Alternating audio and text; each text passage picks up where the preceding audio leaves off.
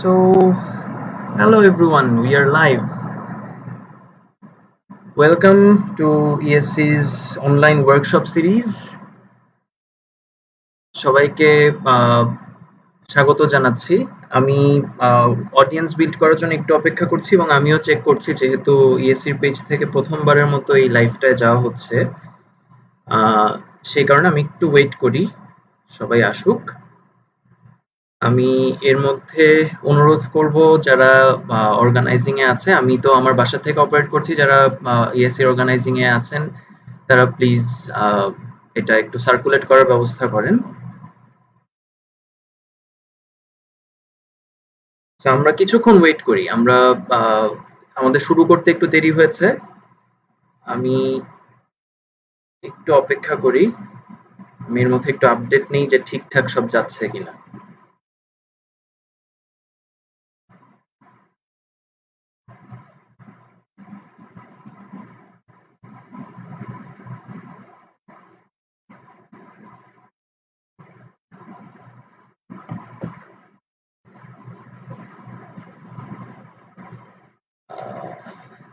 আমার ফোন থেকে আমি কমেন্টগুলো রিসিভ করব। সো ইয়েস,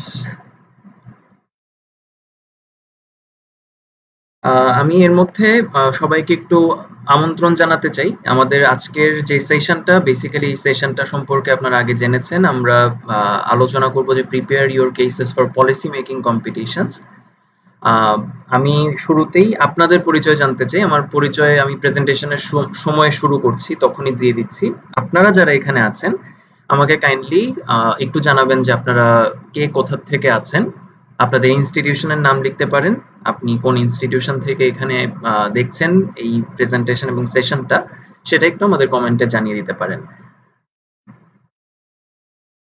আপনাদের সঙ্গে পরিচিত হতে বেশ ভালো লাগবে। আমি আপনাদের জন্য ওয়েট করছি। আপনারা একটু আমাকে কমেন্টে জানান যে আপনারা কে কোন ইনস্টিটিউশন থেকে আছেন, যদি অন্য কোনো ইনস্টিটিউশন থেকে থাকেন। আর যদি ঢাকা ইউনিভার্সিটির হয়ে থাকেন আপনি তাহলে আপনার ব্যাচটা বলতে পারেন, তাহলে আমার বুঝতে সুবিধা হয় যে কোন কোন ব্যাচ থেকে, কোন কোন লেভেল থেকে এখানে আপনারা আছেন। সেটা আমার জন্য খুব সুবিধা হয়। আমি আপনাদের জন্য অপেক্ষা করছি। চমৎকার। আমরা এর মধ্যে বেশ কিছু মানুষ পেয়ে গিয়েছি। আপনারা অনেকে আছেন। আমাকে একটু কাইন্ডলি কমেন্টে জানাবেন যে আপনারা কোন কোন ব্যাচ থেকে আছেন, অথবা অন্য কোনো ইনস্টিটিউশন, ঢাকা ইউনিভার্সিটি বাদে অন্য কোনো ইনস্টিটিউশন থেকে যদি এটি দেখে থাকেন তাহলে প্লিজ আমাকে জানাবেন যে আপনারা কোন ব্যাচ থেকে আছেন। আমি আমার ফোন থেকে দেখছি কমেন্টগুলো। আশা করি আমরা আর ১-২ মিনিটের মধ্যে মূল আলোচনায় চলে যেতে পারবো। একজন আরেকজনকে জানাচ্ছেন আপনারা এর মধ্যে, সেটার জন্য অনেক ধন্যবাদ। So this is quite challenging, কারণ মানে আপনাদের সঙ্গে ডিরেক্টলি ইন্টারঅ্যাক্ট করা যাচ্ছে না। যদি কোনো একটা রুমে থাকতাম তাহলে it would be probably much more easier to communicate. যেহেতু আমরা সামনাসামনি হতে পারছি না আমাদের পরিস্থিতির কারণে, আমরা এই কারণে এইভাবে ইন্টারঅ্যাক্ট করব। আমার জন্য যেটা সুবিধা হবে, আপনাদের কাছ থেকে যেটা সাহায্য চাবো, সেটা হচ্ছে আপনারা প্লিজ রেসপন্ড করবেন। হয়তো কিছু প্রশ্ন আপনাদের করতে পারি, সেই প্রশ্নগুলোতে একটু রেসপন্ড করার চেষ্টা করবেন। কখনো এমন হতে পারে যে ক্যামেরাটা ঠিক আছে কিনা দেখি। হ্যাঁ, কখনো এমন হতে পারে যে আপনাদের কাছ থেকে কোনো ইনপুট চাচ্ছি, সেই ইনপুটটা আপনাদের কাছ থেকে আশা করব। আপনারা যদি ইনপুট দেন আমার জন্য সুবিধা হবে। গ্রেট। সো আমি দেখতে পাচ্ছি অনেকে আসছেন। মনিফা আছে 97th ব্যাচ থেকে, শারদ আছে D U economics 14th batch, right, okay. আর কে আছেন আমি দেখি। আফসারা তাসনিম আছেন, ফারহা তাসনিম আছেন, ফারজানা আছেন, রুবায়েত আলম আছেন, আরো অনেকে আছেন। সো আমরা প্রায় 100-র কাছাকাছি ভিউয়ার এর মধ্যে পেয়ে গেছি। সবাইকে অনেক ধন্যবাদ। আমরা তাহলে শুরু করতে পারি। প্রথমেই যে পরিচয়টা দিয়ে নিতে চাই, আমার নাম নাহিয়ান বিন খালেদ। আমি ঢাকা বিশ্ববিদ্যালয়ের অর্থনীতি বিভাগ থেকে স্নাতক এবং স্নাতকোত্তর করেছি। আমি 2012-13 সেশনের একজন ছাত্র ছিলাম এবং বর্তমানে আমি একজন গবেষক হিসেবে একটি গবেষণা প্রতিষ্ঠানে কাজ করছি। এই গবেষণা প্রতিষ্ঠানটার নাম international food policy research institute. আমি একটু দেখে নিতে চাই যে স্ট্রিমটা ঠিক মতো কাজ করছে কিনা, পেজগুলোতে গিয়ে একটু দেখতে হয়।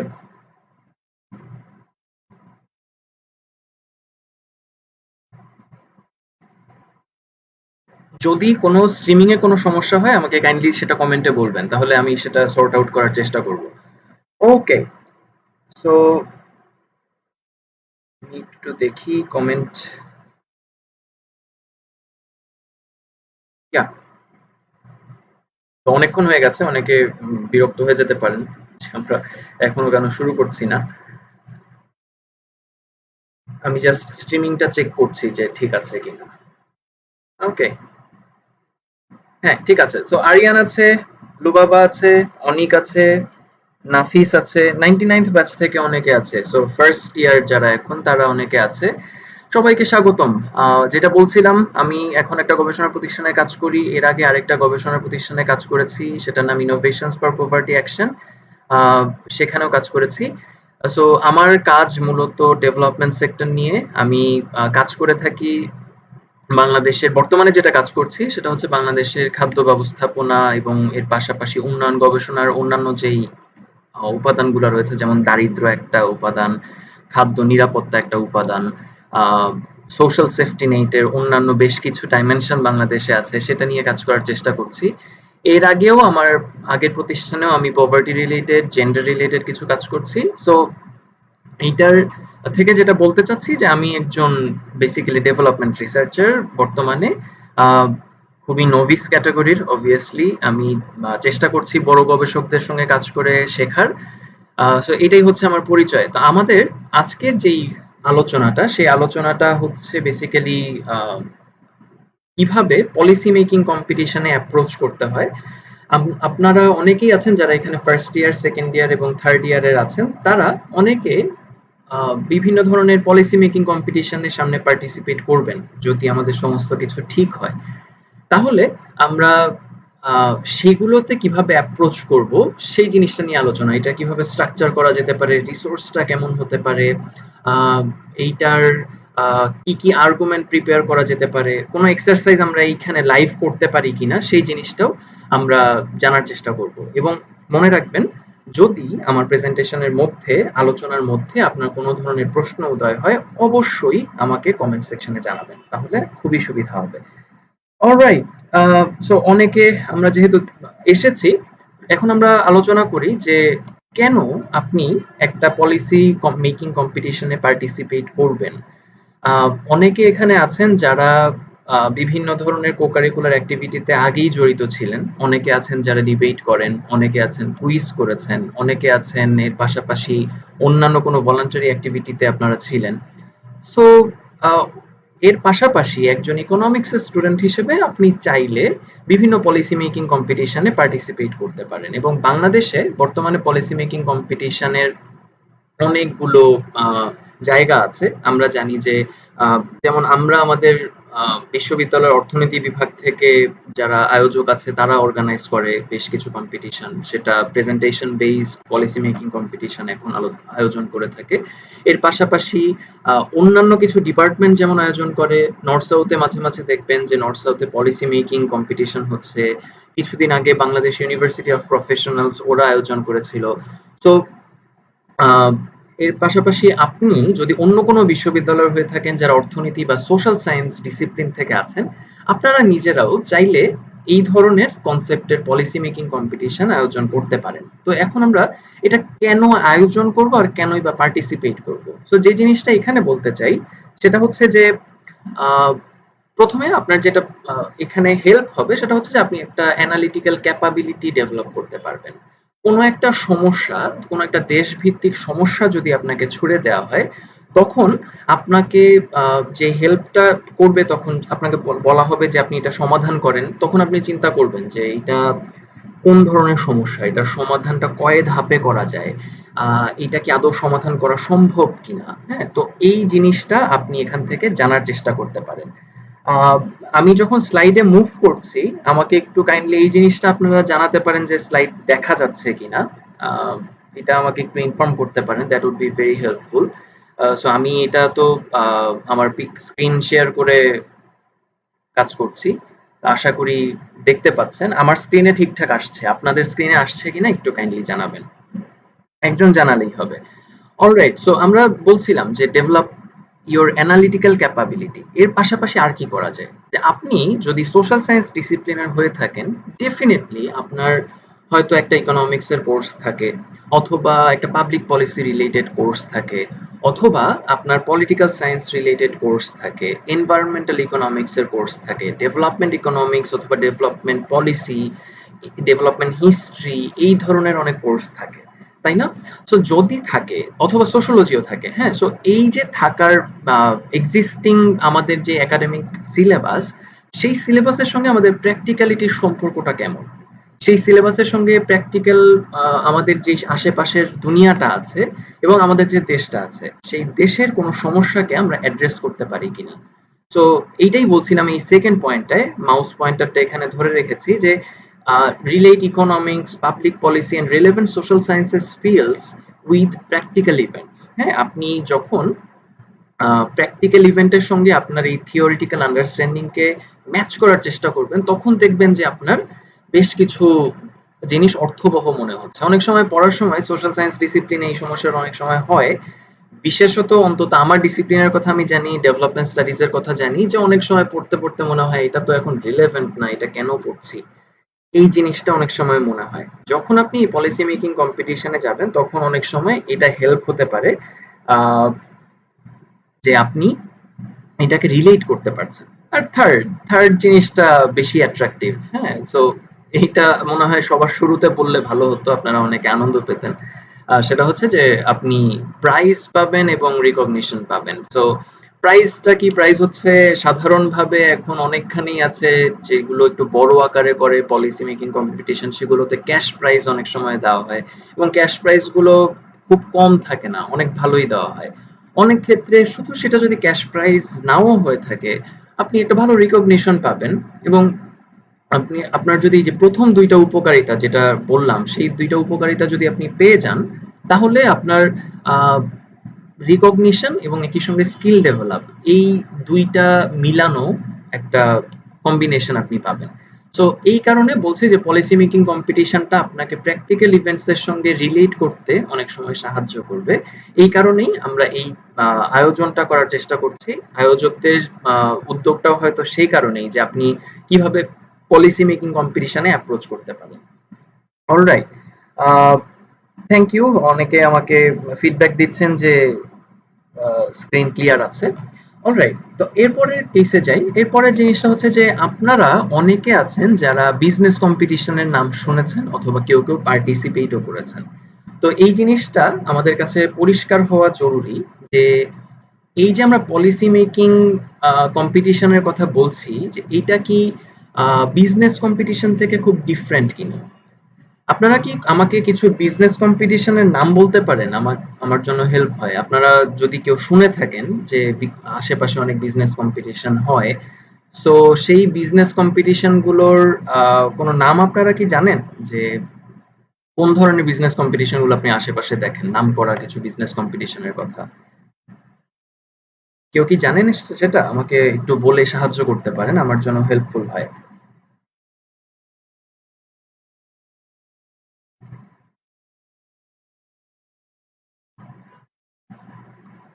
আমি আপনাদের উত্তরের জন্য কিছুক্ষণ অপেক্ষা করি। এই প্রসেসটা যেভাবে কাজ করে সেটা হচ্ছে যে আমি কথা বলছি, কথা বলার হয়তো ৩ থেকে ৫ সেকেন্ড পরে আপনার কাছে পৌঁছাচ্ছে। সো এই কারণে আরেকটু বেশি সময় ধরে অপেক্ষা করতে হয়। আর কেউ আপনারা জানেন কিনা যে কোন ধরনের বিজনেস কম্পিটিশনের নাম আপনারা শুনেছেন কিনা?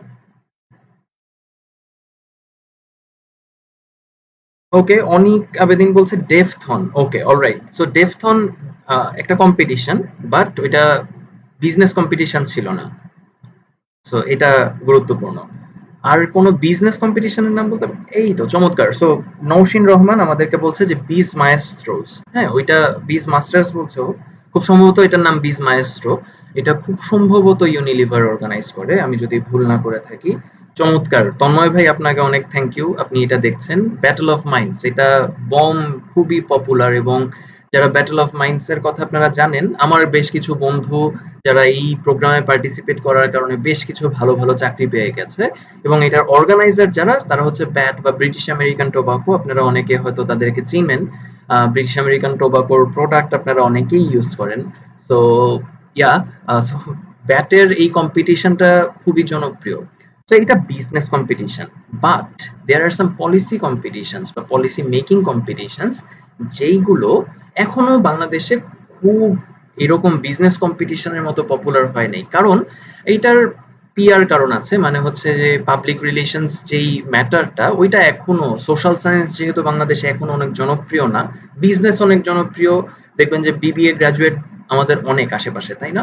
এবং ওদের জন্য এটা অর্গানাইজ করা হয় বিজনেস কম্পিটিশন গুলো। বাট পলিসি মেকিং কম্পিটিশন গুলো বেসিক্যালি আপনারা যারা সোশ্যাল সায়েন্স ডিসিপ্লিনের জন্য আছেন, থেকে আছেন, তারা একটা বড় পার্ট এখানে প্লে করতে পারেন। অবশ্যই বিজনেস স্টাডিজ এর যারা আছেন তারাও অবশ্যই এখানে পার্টিসিপেট করবেন এবং জিতেন, আপনারাও জিতেন, আপনারাই বরং এখন পর্যন্ত হয়তো বেশি জিতেছেন। কিন্তু সোশ্যাল সায়েন্সের কিছু টুল আছে যেগুলো ইউজ করলে আপনি আরো ভালোভাবে অ্যাপ্রোচ করতে পারেন। তো আমরা এই ডিফারেন্সটা নিয়ে একটু আলোচনা করতে চাই। রাইট। সো দেখি, নাজমুল সাইদ শাওন আমাদেরকে বলছে নরমালি কেস কম্পিটিশন টাইপ আর হয় না, একটা বিজনেস প্রব দেওয়া হয় যেটা সলভ করার ট্রাই করতে হয়। Exactly, right. মোবাশ্বের বলছে ইন্টারপ্রেট। ওকে, এটা হতে পারে, আমি এটার নাম জানি না, হয়তো এটাও অনেক ভালো। সো আমরা একটু এখন দেখি যে বিজনেস কম্পিটিশন থেকে পলিসি মেকিং কম্পিটিশনকে একটু আলাদা করা সম্ভব কিনা। আপনাদের দ্বিমত থাকলে আমাকে একটু কাইন্ডলি বলবেন যে এইটায় কোনো দ্বিমত আছে কিনা। আমরা একটা একটা করে ইস্যুতে যাই। সো প্রথম যে ইস্যুটা নিয়ে আলোচনা করব সেটা হচ্ছে, আমি হাইলাইট করে দিই প্রবাবলি, তাহলে সুবিধা হবে। সো প্রথম হচ্ছে যে arguments from business studies. Business কম্পিটিশনে এটা ভেরি ইম্পর্ট্যান্ট। হ্যাঁ, আর বিজনেস স্টাডিজ ডিসিপ্লিনের বেশ কিছু আর্গুমেন্ট আছে যেগুলো আপনি বিজনেস কম্পিটিশন ইউজ করেন, এবং অ্যাকাউন্টিং টুল ইউজ করেন। ধরা যাক সোট অ্যানালিসিস নামে একটা চমৎকার টুল আছে, সেটা ইউজ করেন। ওইটা সেখানে খুবই ইম্পর্টেন্ট, এবং সেখানে আপনার একটা বিজনেসকে যেহেতু দাঁড় করাতে হয়, সেই কারণে বিজনেস কম্পিটিশন এটা চমৎকার হেল্প হয়। আচ্ছা, শাওন আমাদেরকে বলছে স্লাইডটা পুরোপুরি দেখা যাচ্ছে না। আহা, এটা একটু বিপদ। আমি একটু বড় করার ট্রাই করি টেবিলটা। ও, আমাকে মনে হয় সরাতে হবে। Right.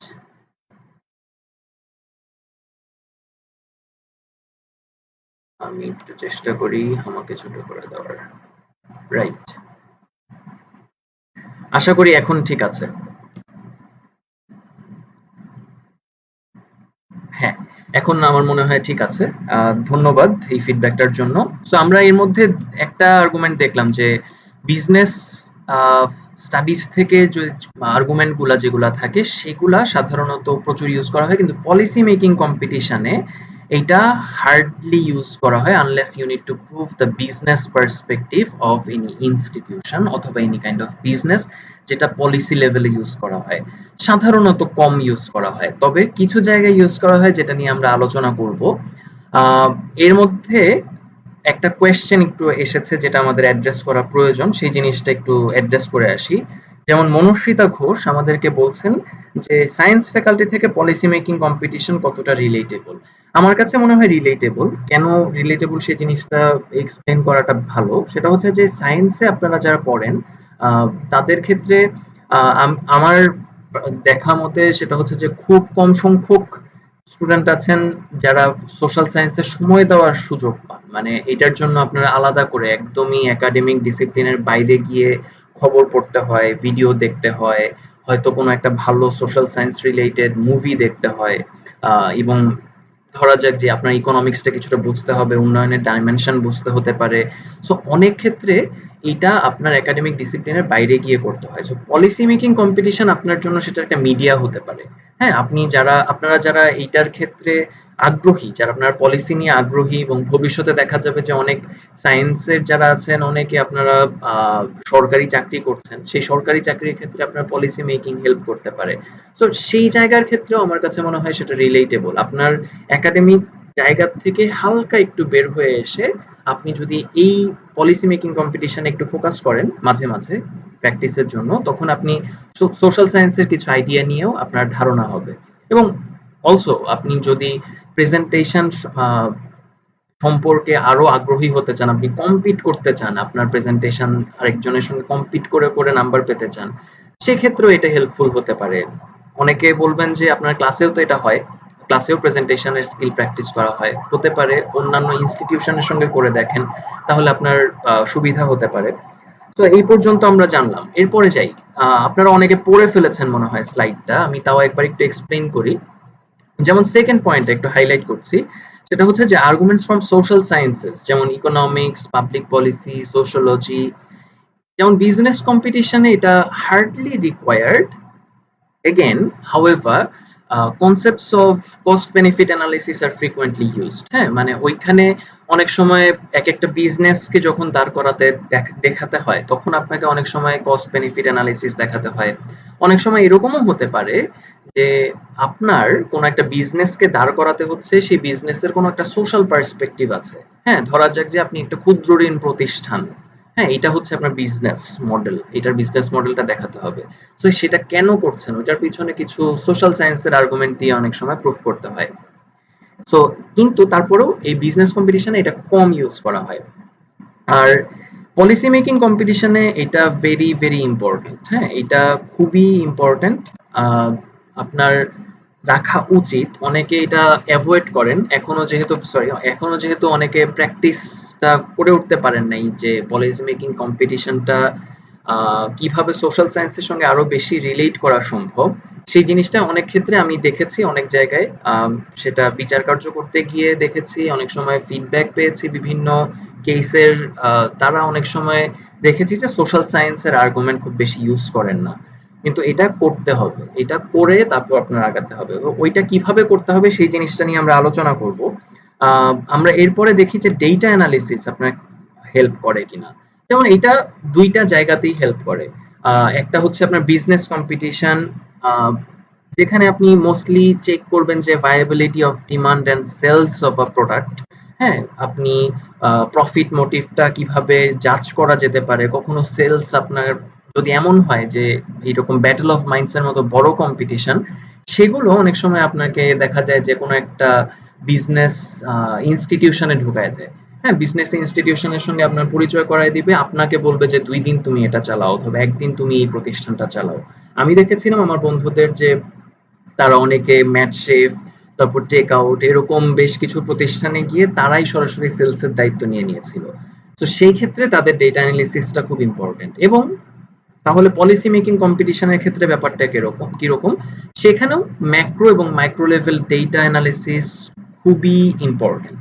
হ্যাঁ, আপনাকে অনেক সময় দেশ ভিত্তিক অথবা ধরা যাক জেলা ভিত্তিক বিভিন্ন ডেটা অ্যানালিসিস করে কোনো একটা পলিসির ভ্যালু কতটুকু সেই জিনিসটা এক্সপ্লেইন করতে হতে পারে। তো সেই ক্ষেত্রেও এটা অনেক রিলেভেন্ট। আমি আশা করি আপনারা বুঝেছেন। যদি কোনো প্রশ্ন থাকে প্লিজ কমেন্ট সেকশনে জানাবেন, আমি সেটা উত্তর করার চেষ্টা করব। তো এরপরেরটা দেখা যাচ্ছে যে backup arguments from academic studies, এটা একটু হাইলাইট করে দিচ্ছি। সেখানে একাডেমিক স্টাডি মানে কি? একাডেমিক স্টাডি মানে হচ্ছে ধরা যাক জার্নাল অথবা কোনো একটা একাডেমিক রিপোর্ট, অথবা সেটা হতে পারে যে একাডেমিক কোনো ইন্টারভিউ। হ্যাঁ, কোনো একজন একাডেমিক্স এর কাছ থেকে কোনো একটা ফিডব্যাক পাওয়া গিয়েছে, কোনো একটা নিউজ পেপার কোনো একজন প্রফেসরের কাছ থেকে কোনো একটা সিচুয়েশন নিয়ে জানতে চেয়েছিল, সেটার একটা ফিডব্যাক পেয়েছে। তো সেইটা অনেক সময় বিজনেস কম্পিটিশন অনেকে ইউজ করে থাকতে পারে, but up to the person. But এইটা আপনার পলিসি মেকিং কম্পিটিশনের ক্ষেত্রে রিকোয়ার্ড, আপনার এটা করা উচিত। এক একটা ধরা যাক যে আপনি যখন এক একটা জার্নাল আর্টিকেলের দুঃখিত, এক একটা জার্নাল আর্টিকেল সম্পর্কে যে তাদের যে সামারি, তাদের রিকমেন্ডেশন, তাদের কোনো একটা পরামর্শ, সেই জিনিসগুলো যদি আপনি আপনার কেসে তুলে ধরতে পারেন, তাহলে আপনার কেসটা অনেক বেশি শক্তিশালী হয়। তো সেই ক্ষেত্রেও আমি বলছি যে পলিসি মেকিং কম্পিটিশনে এরকম journal article, academic report, academic interview, এই জিনিসগুলো খুব ইম্পর্টেন্ট একটা রোল প্লে করতে পারে। তো এই ক্ষেত্রে আমার কাছে মনে হয় যে বোঝা গিয়েছে পুরো ব্যাপারটা। তাও যদি আপনাদের প্রশ্ন থাকে প্লিজ করবেন। আমি আর একটু এক্সপ্লেইন করব যে আর কি কি ক্ষেত্রে এটা ডিস্টিংগুইশ করা যায়। Excuse me. অলরাইট। সো আরেকটা হচ্ছে যে এখানে আমরা দেখতে পাচ্ছি প্রেজেন্টেশন স্কিল। এটা তো দুইখানেই রিকোয়ার্ড, সো এটা নিয়ে আমার মনে হয় না খুব একটা এক্সপ্লেইন করার দরকার আছে। তারপরে যেমন আরেকটা পয়েন্ট আমরা এখানে দেখতে পাচ্ছি, এগুলো common point. Usage of presentation software like power point, যেটা এখন আমি ইউজ করছি, এটা হয়তো আপনি আরো বেশি ইফেক্টিভলি, আমার থেকে অনেক বেশি ইফেক্টিভলি ইউজ করতে পারেন। সো আপনারা যারা এটা পারেন তাদের জন্য এটা অ্যাডভান্টেজিয়াস পজিশন। এই স্কিলটা যাদের এখনো নাই তারা একটু প্র্যাকটিস করার চেষ্টা করেন। ফার্স্ট ইয়ার, সেকেন্ড ইয়ার এই টাইমটাই চমৎকার শেখার সময়। থার্ড ইয়ার, ফোর্থ ইয়ারে থাকলে আপনি শিখতে পারেন, কোনো সমস্যাই তো নাই, কারণ আপনি তখনও বিশ্ববিদ্যালয়ের ছাত্র এবং আপনি পার্টিসিপেটও করতে পারবেন পলিসি মেকিং কম্পিটিশনে। তো আশা করি যে আপনারা প্রেজেন্টেশন সফটওয়্যার সম্পর্কে ধারণা পেয়েছেন। সেটা হতে পারে কোন কোন টুল সাধারণত আমরা ইউজ করি। প্রেজেন্টেশন সফটওয়্যারের কয়েকটা নাম বলতে পারেন আমাকে? এইটা তাহলে আমার জন্য একটু হেল্পফুল হয়। আপনারা যদি একটু উত্তর করেন যে কোন ধরনের প্রেজেন্টেশন সফটওয়্যার সাধারণত আমাদের এই ধরনের প্রেজেন্টেশন কম্পিটিশন গুলোতে আমরা ইউজ করতে পারি, সেটা আমাকে জানাবেন। এর পাশাপাশি যেমন ডেটা ভিজুয়ালাইজেশন স্কিল, এইটা খুব রিকোয়ার্ড। এটা আহ, আমরা দেখতে পাচ্ছি যে দুইটা জায়গাতেই আপনার গ্রাফ, তারপরে পাই চার্ট অথবা ডোনাট চার্ট, এই ধরনের বেশ কিছু ধরনের ডেটা ভিজুয়ালাইজেশন টেকনিক্স আছে। হ্যাঁ, সো এই ধরনের যে টেকনিক গুলো আছে সেগুলো আপনি যত বেশি জানবেন তত আপনার স্ট্রেংথ বাড়বে। এবং আপনার ডেটাটা ভিজুয়ালাইজ করে আপনি যদি মানুষকে চমকে দিতে পারেন যে একটা গ্রাফের একটা আপওয়ার্ড ট্রেন্ড আপনি দেখাচ্ছেন যে বাংলাদেশের ইকোনমি জিডিপির এই স্টেজে ছিল, এখন এই স্টেজে আছে, সো আমরা উন্নত হয়েছি, যেটা অনেকেই বলেন। সো এই ক্ষেত্রে আপনার এই ডেটা ভিজুয়ালাইজেশন স্কিল যদি আপনি সুন্দর করে এটা দেখান, অনেক সময় আপনার হেল্প হতে পারে। এবং সেটা যে শুধু জিডিপির ক্ষেত্রেই সত্যি তা না, আপনি ক্রস কান্ট্রি কম্প্যারিজন করতে পারেন।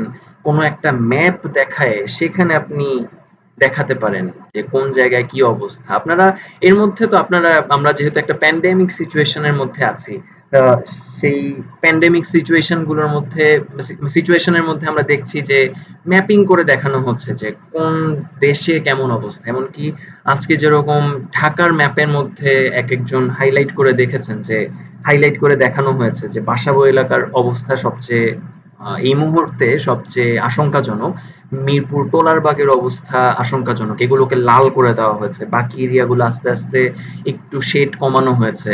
সো এক দেখায় আপনি বুঝে গেলেন যে আপনি কোন এলাকার কি অবস্থা বর্ণনা করতে চাচ্ছেন, তাই না? সো এটাকে বলা হয় ভিজুয়ালাইজেশন। সো ভিজুয়ালাইজেশনের বিভিন্ন টেকনিক আছে, সেটা গ্রাফ, পাই চার্ট, এরকম ম্যাপিং, ট্রি চার্ট, বিভিন্ন মাধ্যমে আপনি দেখাতে পারেন। তো আরেকটা হচ্ছে যে ওন আইডিয়া এবং লজিক। আপনার নিজস্ব কোনো থিওরি বা নিজস্ব কোনো লজিক আছে, দিতে চান এখানে, আপনি এখানে মোস্ট ওয়েলকাম। অবশ্যই দুই জায়গাতেই, সেটা বিজনেস কম্পিটিশনে হোক, পলিসি মেকিং কম্পিটিশনে হোক, দুই জায়গাতেই সেটা ইম্পর্টেন্ট। সো আমরা কিছু জায়গায় এখানে আলাদা কিছু জায়গা পেয়েছি। অলরাইট, সো আমি একটু দেখি যে কেউ কি আমাকে রিপ্লাই করছেন কিনা। যেমন শুভ্র সাহেব, উনি বলছেন যে অ্যাডোবি ইনডিজাইন। ওকে, এইটা একটা চমৎকার সফটওয়্যার, এটা আমি কখনো শিখি নাই, সো এটা হতে পারে। এর পাশাপাশি আপনি আর কোন প্রেজেন্টেশন সফটওয়্যার ইউজ করতে পারেন? এটা আরেকটা আছে, পাওয়ার পয়েন্ট আছে, প্রেজি আছে। এই সফটওয়্যার গুলো আপনাকে অনেক সময় হেল্প করতে পারে। সো আমার মনে হয় যে আহ, আপনারা সবসময় এটা ইউজ করলে এটার জন্য হেল্পফুল হতে পারে। আহ, আমি এখন আশা করি যে বোঝা গেছে যে কোন জায়গায় এটা ডিফারেন্ট। আমি একটু হাইলাইট করি, যেরকম আর্গুমেন্ট ফ্রম সোশ্যাল সায়েন্সেস, এই জায়গায় আমরা ডিফারেন্সের কথা বলেছি। তারপর আমরা বলেছি backup arguments from academic studies, এই জায়গায় বলেছি। সো বিজনেস কম্পিটিশনের আইডিয়া, পলিসি মেকিং কম্পিটিশনের আইডিয়া কিছু জায়গায় ওভারল্যাপ করতে পারে, আবার অনেক জায়গায় ওভারল্যাপ করে না। যেটা আপনাকে আইডিয়ালি পলিসি মেকিং কম্পিটিশনে এই কালচারটা আপনাকেই শুরু করতে হবে যে আপনি কেন আলাদা, এটা আপনাকে পলিসি দিয়ে বোঝাতে হবে যে এক সময়ে কোনো একটা কান্ট্রিতে এরকম ঘটেছিল, সেটার একাডেমিক প্রুফ হচ্ছে এরকম, এটার অফিসিয়াল প্রুফ হচ্ছে এরকম, এবং এর মাধ্যমে আমি সেটা প্রমাণ করছি। তো যখন আপনি এরকম পলিসি কম্প্যারিজন করে, ক্রস কান্ট্রি কম্প্যারিজন করে বোঝাতে পারবেন, একটা পলিসি অনেক বেশি কনভিন্সিং হয়। অনেক ধন্যবাদ।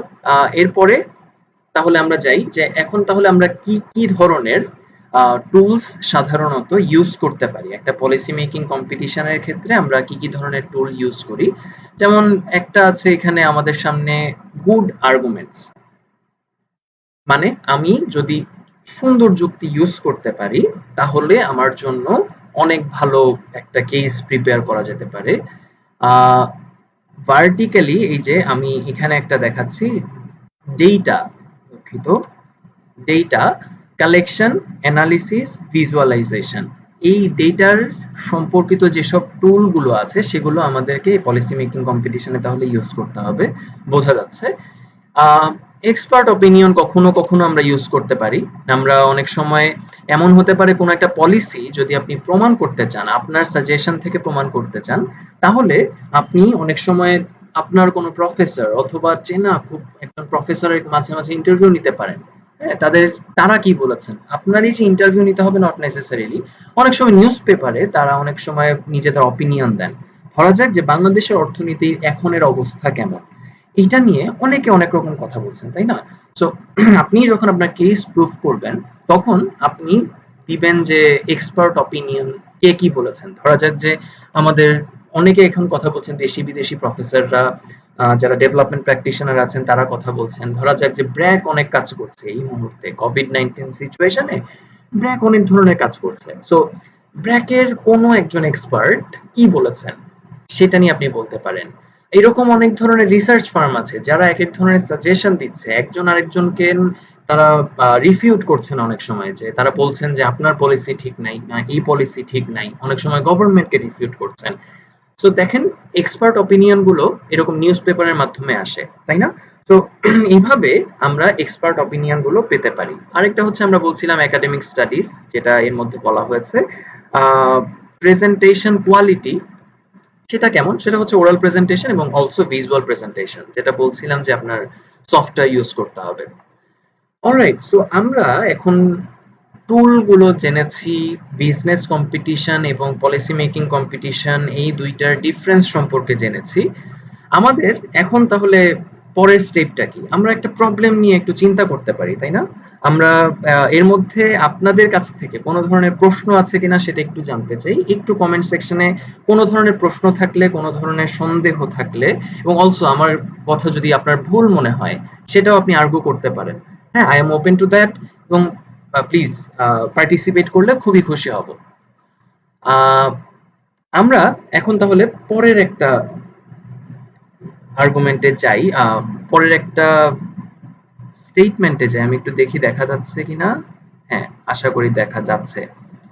অলরাইট, সো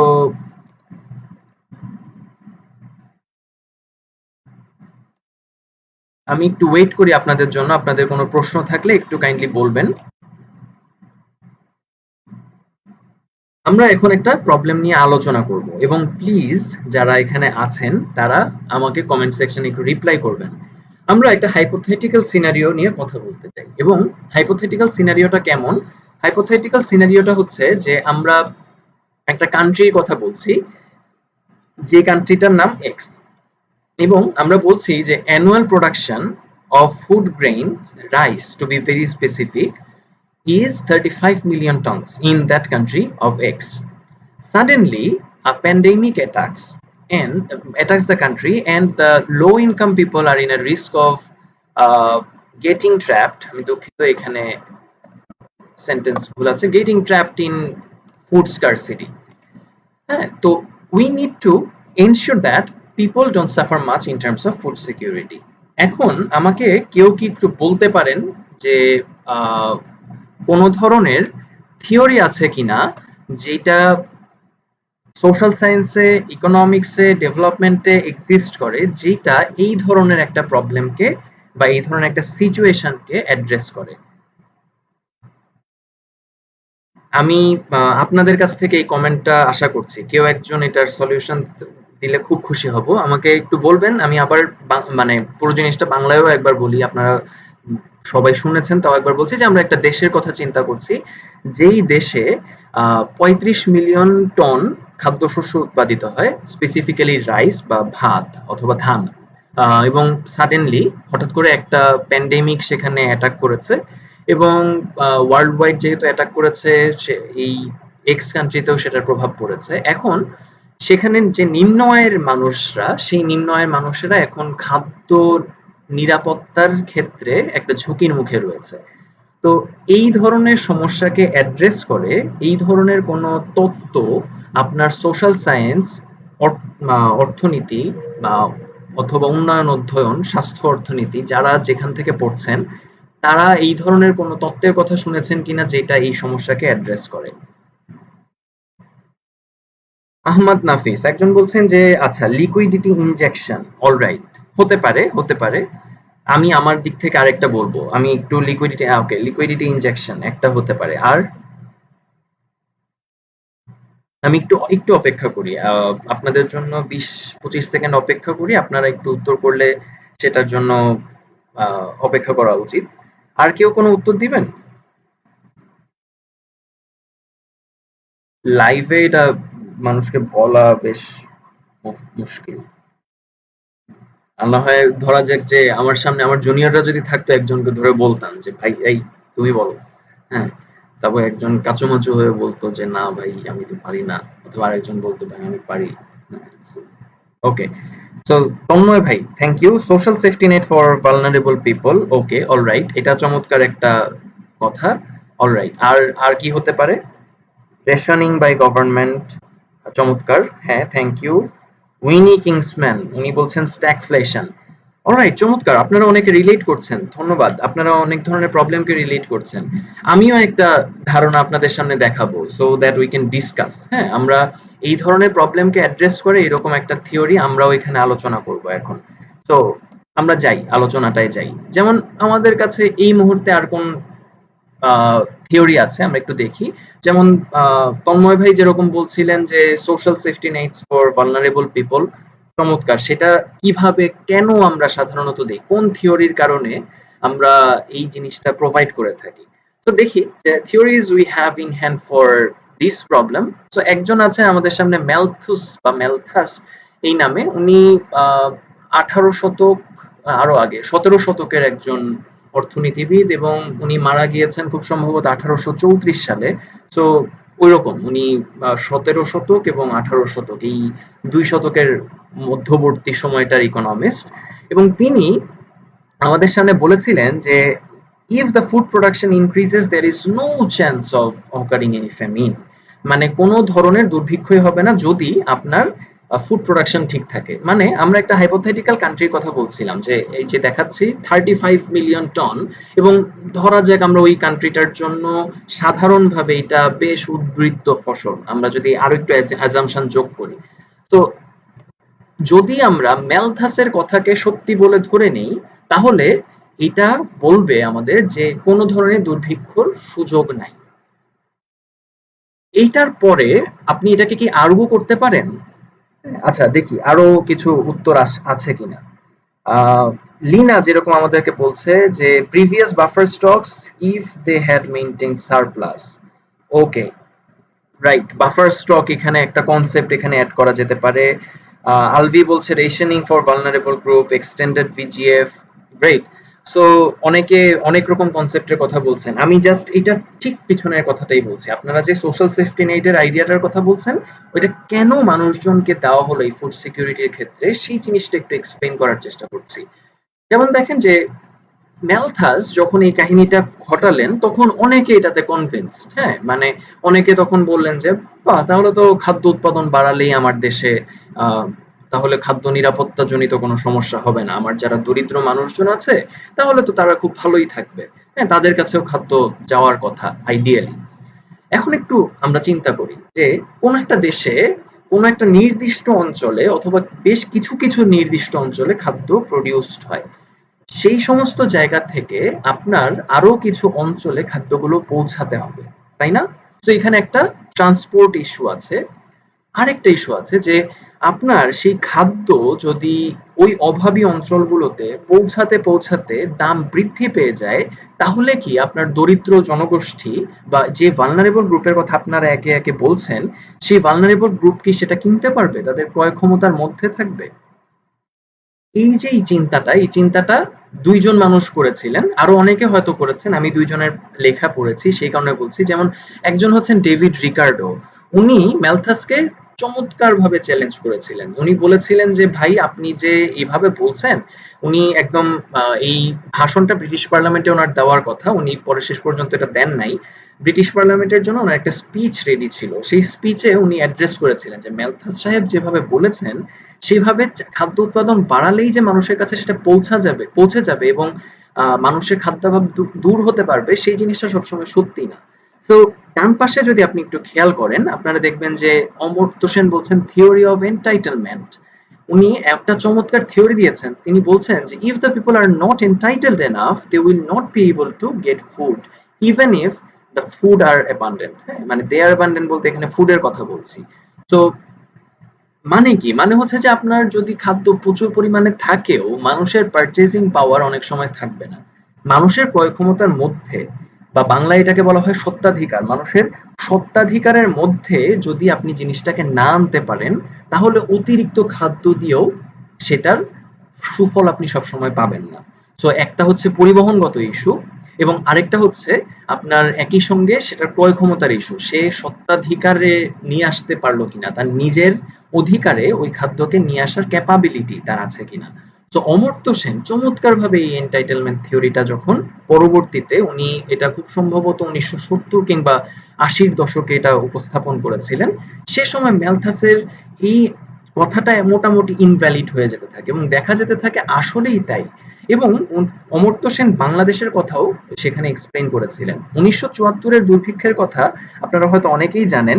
সেই ১৯৭৪-এ আমরা দেখেছিলাম যে মানুষ বিশাল পরিমাণ একটা দুর্ভিক্ষের মধ্যে পড়েছিল এবং বলা হয় যে বাংলাদেশ সে সময় অভাবী রাষ্ট্র ছিল এবং এই কারণে মানুষ দুর্ভিক্ষের মধ্যে পড়েছিল। কিন্তু কথাটা যে পুরোপুরি সত্যি না, সেটা অমর্ত্য সেন আবার প্রমাণ করেছিলেন। সেটা কিভাবে জানেন?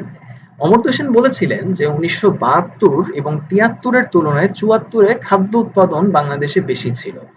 এই ইনক্রিজড ফুড প্রোডাকশন থাকার পরেও ৭৪-এ আমরা একটা দুর্ভিক্ষের মধ্যে পড়েছিলাম এবং অমর্ত্য সেন তখন তার এন্টাইটেলমেন্ট থিওরিটাকে সামনে এনে আমাদের সামনে বলেছিলেন যে, "দেখেন ভাই, এই যে আপনার এই দরিদ্র মানুষগুলোকে আপনি সত্ত্বাধিকার দিতে পারেন নাই। আপনার খাদ্যদ্রব্যের দাম এতই বেশি ছিল, সে খাদ্যদ্রব্যের দাম বেশি হওয়ার কারণে সে এগুলো কিনতে পারে নাই।" তো এইটার পরের থেকে আস্তে আস্তে এই যে আপনারা যেটা সাবসিডাইজড ফুডের কথা বলছেন, রেশনিং এর কথা বলছেন, এই কনসেপ্ট গুলো সেখান থেকে আসে যে আপনার ক্রয় ক্ষমতা মধ্যে মানুষকে খাদ্য দেওয়া সম্ভব হয় কিনা। এবং দেখবেন যে বাংলাদেশে বর্তমানে দেখবেন যে ১০ টাকা মূল্যে চাল দেওয়া হচ্ছে। এটা কেন? একটা আমরা যে মোটা চালটা এখানে দেই, মোটা চালের আহ বাজার মূল্য হচ্ছে ৩২ থেকে ৩৪ টাকা, কিন্তু এটা ১০ টাকায় দেওয়া হচ্ছে, মানে তার ক্রয় ক্ষমতার মধ্যে নিয়ে আসার চেষ্টা করা হচ্ছে।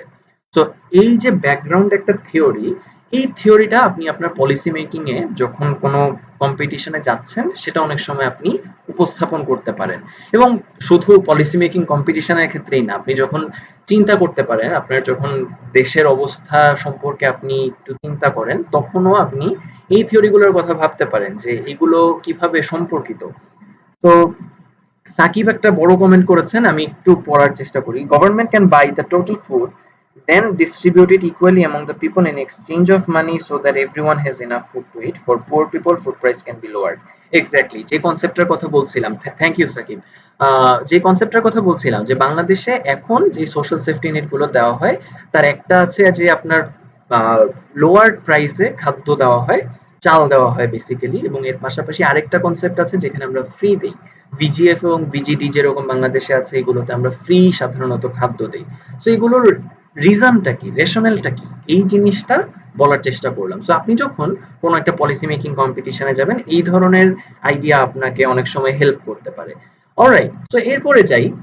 আমরা এখন যে জিনিসটা আপনাদেরকে বলতে চাই যে ভিজুয়ালাইজেশন অফ ডেটা এই জিনিসটা কতভাবে করা সম্ভব। আমার এখানে দুই ধরনের মাত্র চার্ট আমি দেখিয়েছি।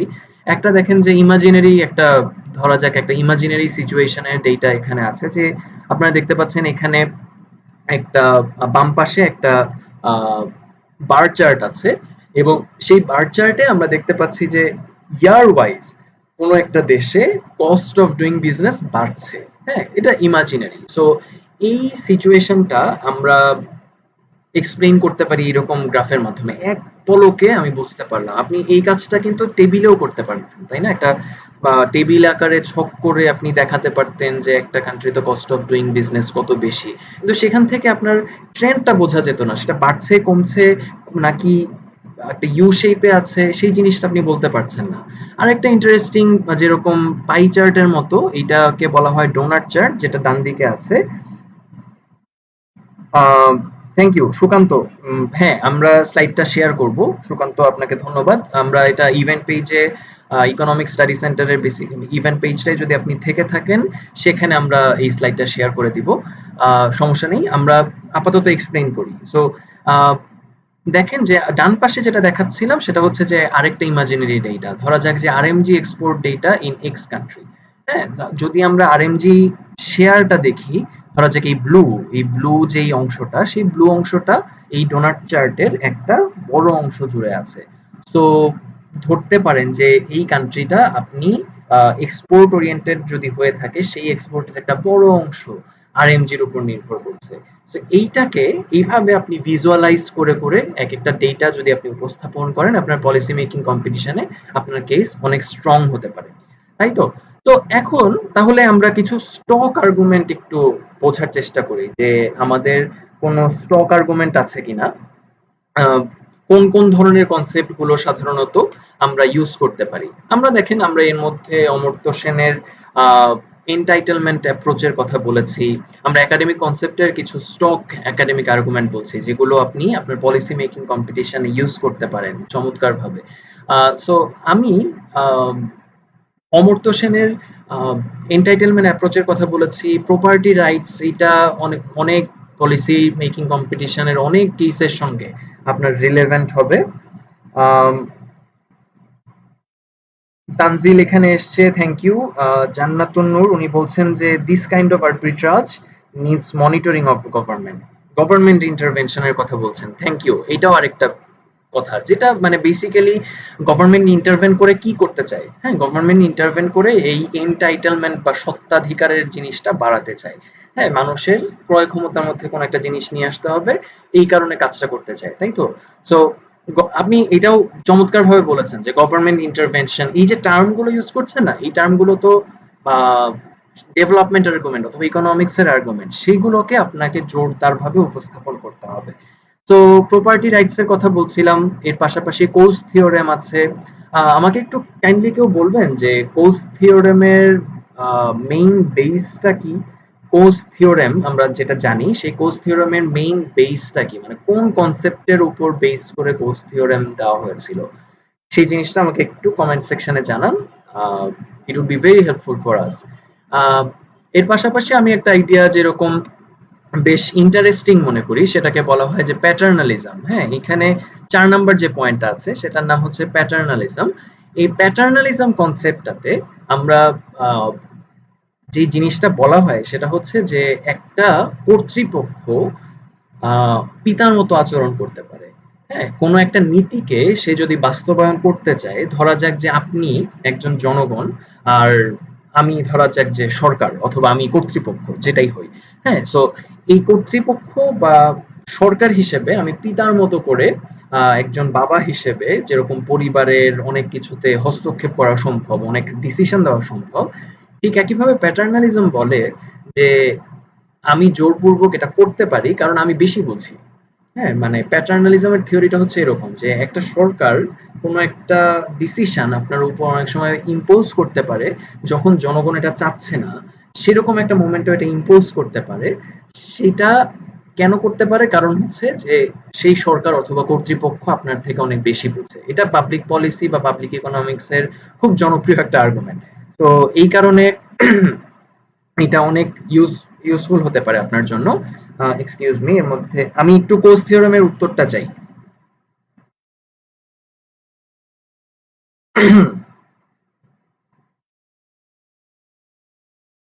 আমাকে কাইন্ডলি একটু বলেন যে কোস থিওরেম কেউ জানতে পেরেছেন কিনা। আচ্ছা, এর মধ্যে আমরা প্রশ্ন অ্যাড্রেস করে আসি, তারপর বাকি কথা বলছি। যেমন মুনেম, উনি আমাদেরকে বলছেন how the price got so high while there was enough supply in 1974 wasn't the market in action। চমৎকার প্রশ্ন। এই জিনিসটা যেভাবে কাজ করে সেটা হচ্ছে যে আপনার সবসময় অ্যাবান্ডেন্ট সাপ্লাই থাকলেই হবে না, ওই সাপ্লাইটা ঠিক জায়গায় পৌঁছতেও হবে। ধরা যাক যে এমন হতে পারে যে যারা ব্যবসায়ী গোষ্ঠী আছেন, যারা এই মানে উৎপাদক গোষ্ঠী আছেন, সেই উৎপাদক গোষ্ঠী ঠিক মতো পুরো এলাকাতে এটা সাপ্লাই করলেন না, পুরো মানচিত্রের সবগুলো এলাকাতে এই সমানভাবে সাপ্লাই করলেন না। তার মানে আপনার মানচিত্রের এক জায়গায় অভাব আছে, আরেক জায়গায় অ্যাবান্ডেন্ট সাপ্লাই আছে।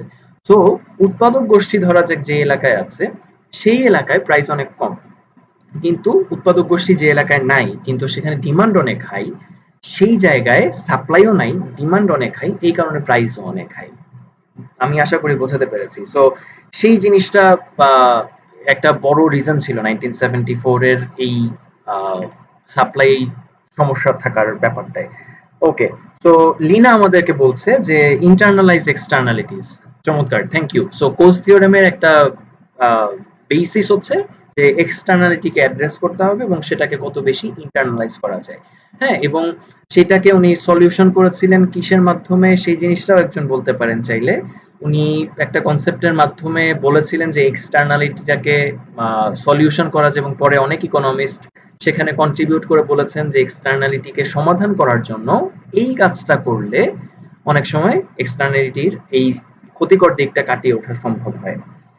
ফারজানাও বলছেন যে Poe said that give the property right in any party. Okay, now we got the answer. Thank you Farzana. যে উনি বলছিলেন পোজ বলছিলেন যে এক্সটার্নালিটিকে অ্যাড্রেস করতে হবে প্রপার্টি রাইটের মাধ্যমে, তাই তো? তো এর মাধ্যমে আমরা এই কাজটা করতে পারি। অলরাইট, সো এর পাশাপাশি ইনক্লুসিভিটি একটা চমৎকার আর্গুমেন্ট, যে আপনি কোন একটা পলিসি যখন বানাবেন সেই পলিসিটা কত বেশি ইনক্লুসিভ সেই জিনিসটা দিয়ে কিন্তু জাজ করতে হবে।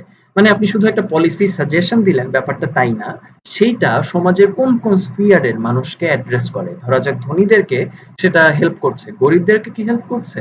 অলরাইট, যদি দুইজনকে হেল্প করে তাহলে ভালো। আবার যদি আপনার শিক্ষা সংক্রান্ত কোনো একটা সমাধান হয়, সেখানেও আয় বৈষম্যের কোনো ভূমিকা আছে কিনা, ইনক্লুসিভনেস সেখানে কাজ করবে কিনা, জেন্ডার প্যারিটি সেখানে এনশিওর হয় কিনা। ধরা যাক যে সেটা আপনার সমাজের যারা মেল কাউন্টার পার্ট আছেন তাদেরকে হেল্প করছে, কিন্তু ফিমেল কাউন্টার পার্টদের হেল্প করছে না। আপনার এই পলিসিটা ইনক্লুসিভিটি এনশিওর করে কিনা, সেই জিনিসটা যদি আপনি অ্যাড্রেস করতে পারেন, তাহলে আপনার একটা পলিসি কেস আরো বেশি স্ট্রং হতে পারে। সো এইভাবে আমরা কাজটা করতে পারি।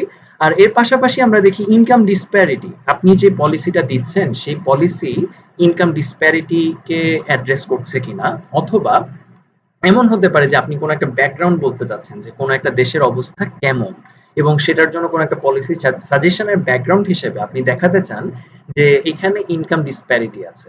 হ্যাঁ, ইনকামের ডিফারেন্স থাকার কারণে আপনার এই প্রবলেমটা হচ্ছে।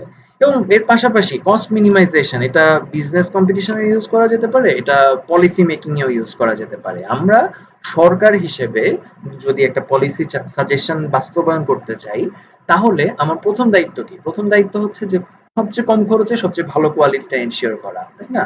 তো এটাকে আমরা বলি ইকোনমিক্সে অপটিমাইজেশন। তো এই অপটিমাইজেশনটা আপনার পলিসি দিয়ে সমাধান হচ্ছে কিনা। এই যে স্টক আর্গুমেন্ট গুলোর কথা বললাম, এই স্টক আর্গুমেন্ট গুলো আপনি চাইলে ব্যবহার করতে পারেন আপনার পলিসি কেসে। আপনি ব্যাকগ্রাউন্ড হিসেবে বলতে পারেন, আপনার পলিসির লজিক হিসেবে বলতে পারেন। আমরা কি আরো কিছু দেখতে পারি কিনা, যেরকম এখানে একটু দেখতে পারেন চাইলে।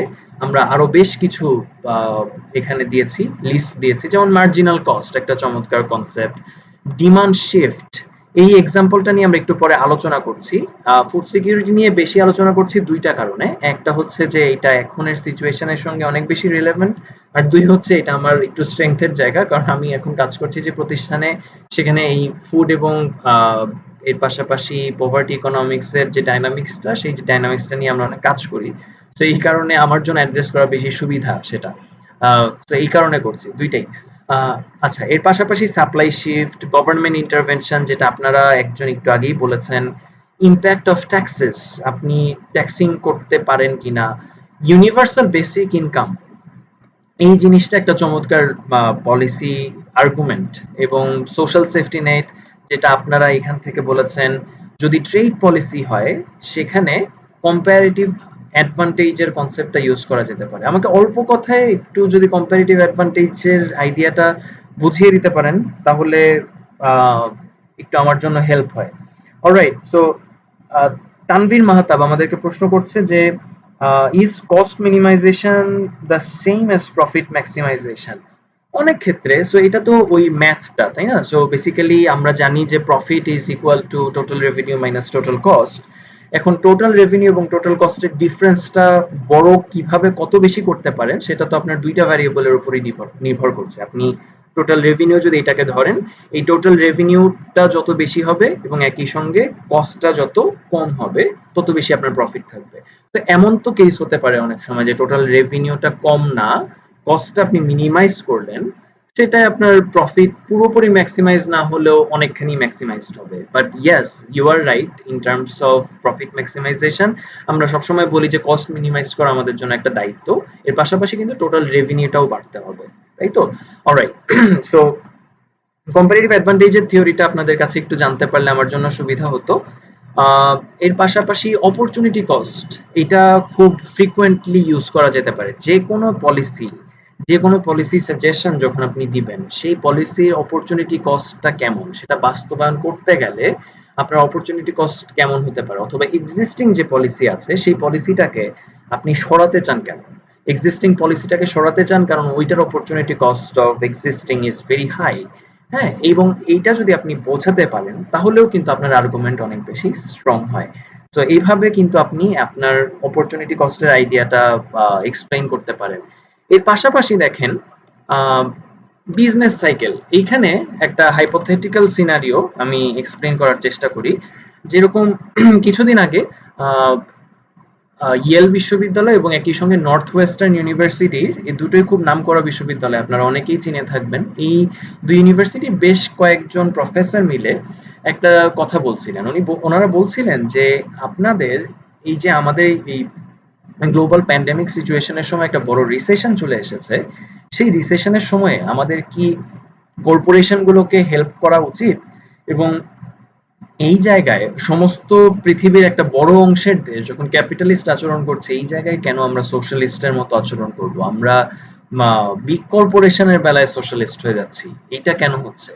সো ওনারা তখন চমৎকারভাবে এই আলোচনাটা তুলে এনেছিলেন। ওনারা বলছিলেন যে বিজনেস সাইকেলের এটা কিন্তু খুব কমন একটা ফেনোমেনা, যে আপনি কখনো পিকে থাকবেন, কখনো ডাউন হবে, আপনি রিসেশনের দিকে যাবেন, এবং সবসময় আপনার প্রিপেয়ার্ড থাকতে হবে। আপনি যদি একটা লার্জ ফার্ম হন, অন্তত আপনার লার্জ ফার্ম হিসেবে আপনার সবসময় প্রিপেয়ার্ড থাকা উচিত যে আমি রিসেশনকে কিভাবে অ্যাড্রেস করব। সো এই রিসেশনকে অ্যাড্রেস করার ক্যাপাবিলিটিটা আপনার থাকা উচিত রিসেশন পিরিয়ডে, if you are a very large firm. তো আপনি যদি সেটা করতে না পারেন তার মানে আপনি কোনো একটা কিছু ভুল করছেন, অথবা ক্ষেত্র বিশেষে অন্যায়ও করছেন, এবং সেটার দায় দায়িত্ব আপনি চাপিয়ে দিচ্ছেন রাষ্ট্রের ট্যাক্স পেয়ারদের কাছে, এবং তখন আপনি বলছেন আমাকে বেইল আউট দেন, আমাকে টাকা দেন, আমি যাতে বেড়ে উঠতে পারি, আমার শ্রমিকদের যেন আমি হেল্প করতে পারি। তো লার্জ ফার্ম হিসেবে আপনি এই কাজটা করতে পারেন কিনা ইকোনমিক্সে, এটার চমৎকার মজার কিছু আর্গুমেন্ট আছে। এবং আইডিয়ালি আমার মতে, ব্যক্তিগত বিশ্বাস হচ্ছে যে এরকম লার্জ ফার্মের ক্ষেত্রে আপনি রিসেশন যদি অ্যাড্রেস না করে ব্যবসা করেন তাহলে আপনার ব্যবসা করা উচিত না।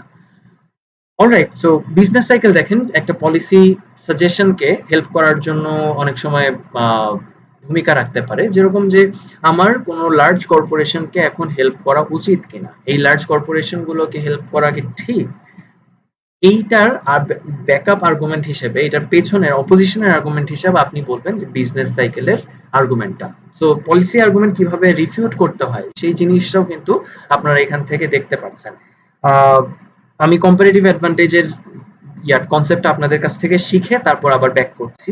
যেমন লুবাবা আমাদেরকে বলছে যে comparative advantage is the ability to produce with lower opportunity cost, good, আচ্ছা, আরো দেখি আর কেউ বলতে পারেন কিনা। খালিদ আল ফারুক উনি বলছেন comparative advantage refers to an economy's ability to produce goods and services at a lower opportunity cost than its trade partner. Yes, to be precise, this is the definition of comparative advantage. Farzana bolchen economic ability to produce goods and services at a lower opportunity cost than that of a trade partners is known as a comparative advantage, right? তো comparative অ্যাডভান্টেজের থিওরিটা আপনারা বুঝতে পারছেন যে আপনারা যারা জানেন না তাদের জন্য বলে দিতে পারি। অনেকে ট্রেড কোর্স এখনো পড়েননি, অনেকে হতে পারে ট্রেড কনসেপ্টের সঙ্গে পরিচয় কম।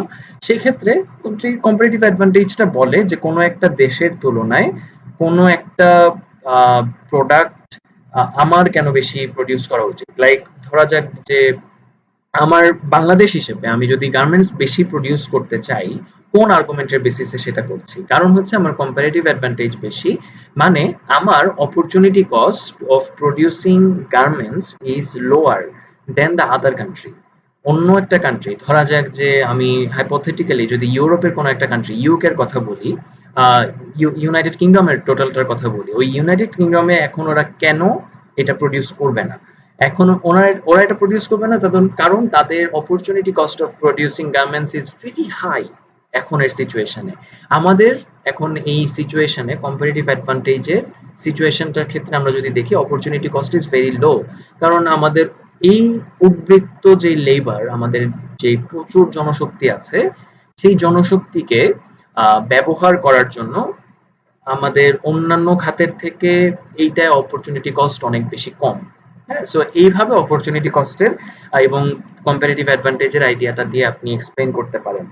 আচ্ছা, তানভীর মাহতাব আমাদেরকে প্রশ্ন করছে যে what is the difference between a business cycle compare to day to day marketing fluctuations. Alright, so very good question. Probably day to day fluctuation অনেক সময় এটা শেয়ার মার্কেটে হয়ে থাকে। একটা বিজনেসে একদমই একদিন এই অবস্থা, পরের দিনই পড়ে গেলাম, পরের দিন আবার উঠলাম।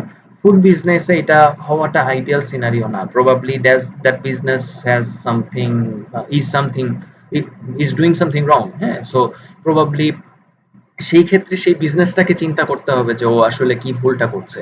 কিন্তু ডে টু ডে ফ্লাকচুয়েশন এই শেয়ার মার্কেট বা স্টক মার্কেটে হয়ে থাকে। আপনার ডিফারেন্সটা এই মানে ডে টু ডে ফ্লাকচুয়েশনকে পুরোপুরি আপনি বিজনেস সাইকেল সবসময় বলতে পারেন না। বিজনেস সাইকেল মোটামুটি খুব সম্ভবত মিডিয়াম টার্ম থেকে লং টার্ম সিচুয়েশনে চিন্তা করা হয়। সো মিডিয়াম টার্ম থেকে লং টার্মের সিচুয়েশন গুলা কেমন আমরা জানি যে শর্ট টার্ম বা শর্ট রান সিচুয়েশন বলা হয় যখন আপনার সব ভ্যারিয়েবল অফ প্রোডাকশন ফিক্সড, এবং মিডিয়াম টার্ম বলা হয় যখন আপনি একটু মুভ করছেন। লং টার্মে আপনি একটা ভ্যারিয়েবল পুরোপুরি চেঞ্জ করতে পারছেন বা দুইটা ভ্যারিয়েবলই চেঞ্জ করতে পারছেন, তখন সেটাকে আপনি বলছেন যে লং টার্ম। তো সাধারণত ওই সময়টায় ধরা যাক যে বাংলাদেশ 1990 থেকে 1990 এর দশক থেকে আরএমজি সেক্টরে আছে। এই সময়ের মধ্যে দীর্ঘ সময় খুব ভালো ব্যবসা করেছে। রানা প্লাজার আসার সময় হঠাৎ করে একটা ডাউনফল হয়েছে, ওইটাকে ঠিক করা হয়েছে বেশ কিছুদিন ধরে, আবার সেটা একটা ভালো পজিশনে গিয়েছে। এবং 2020-এ এসে আমরা দেখতে পাচ্ছি গ্লোবাল রিসেশনের একটা প্রভাব আমাদের উপর এসে পড়ছে এবং সেটাকে আমরা রিসেশন বলছি। সো মোটামুটি লং টার্ম একটা সিচুয়েশন যখন বেশ কিছু ভ্যারিয়েবল চেঞ্জ হওয়ার স্কোপ থাকে, সেটাকে আমরা বলছি আমাদের বিজনেস সাইকেল এবং day to day fluctuation difference হিসেবে। অলরাইট, সো এরপরে আমরা দেখতে পাচ্ছি doing business index as a concept. আমরা বাংলাদেশ একটা কান্ট্রি স্পেসিফিক আর্গুমেন্ট হিসেবে এটা ইউজ করতে পারি। ডুইং বিজনেস ইন্ডিকেটর অনেক সময় ইউজ করা হয় এক একটা দেশে, এবং সেটা আপনাকে অনেক সময় হেল্প করে ওই কান্ট্রির পজিশন অফ ডুইং বিজনেসটা কেমন। আচ্ছা, এখন আমরা পরের জায়গাটায় যাই। আমরা কিভাবে এভিডেন্স ইউজ করতে পারি একটা পলিসি মেকিং কম্পিটিশনের জন্য। আমরা কিভাবে এভিডেন্স ইউজ করতে পারি, যেমন এখানে বেশ কিছু লেখা আছে, একটু পড়ার চেষ্টা করতে পারেন। আমরা এখানে যেটা বলার চেষ্টা করছি যে আপনার উচিত যে একটা একাডেমিক পেপার অথবা রিপোর্ট অথবা যে কোনো ধরনের পলিসি সাজেশন যেটা অন্য দেশে ইউজ হয়েছে অথবা একই দেশে ভিন্ন সময়ে ইউজ হয়েছে, সেইটার কোনো একটা এভিডেন্স সামনে আনা। যেটার পেপার ভার্সন হতে পারে, আপনি সেটা থেকে একটা কোট করে দিতে পারেন, কোনো একটা আইডিয়া সেখান থেকে শেয়ার করতে পারেন। এবং অবশ্যই আপনার যে জিনিসটা এখানে বলা উচিত যে Y these are relevant to the context you are describing.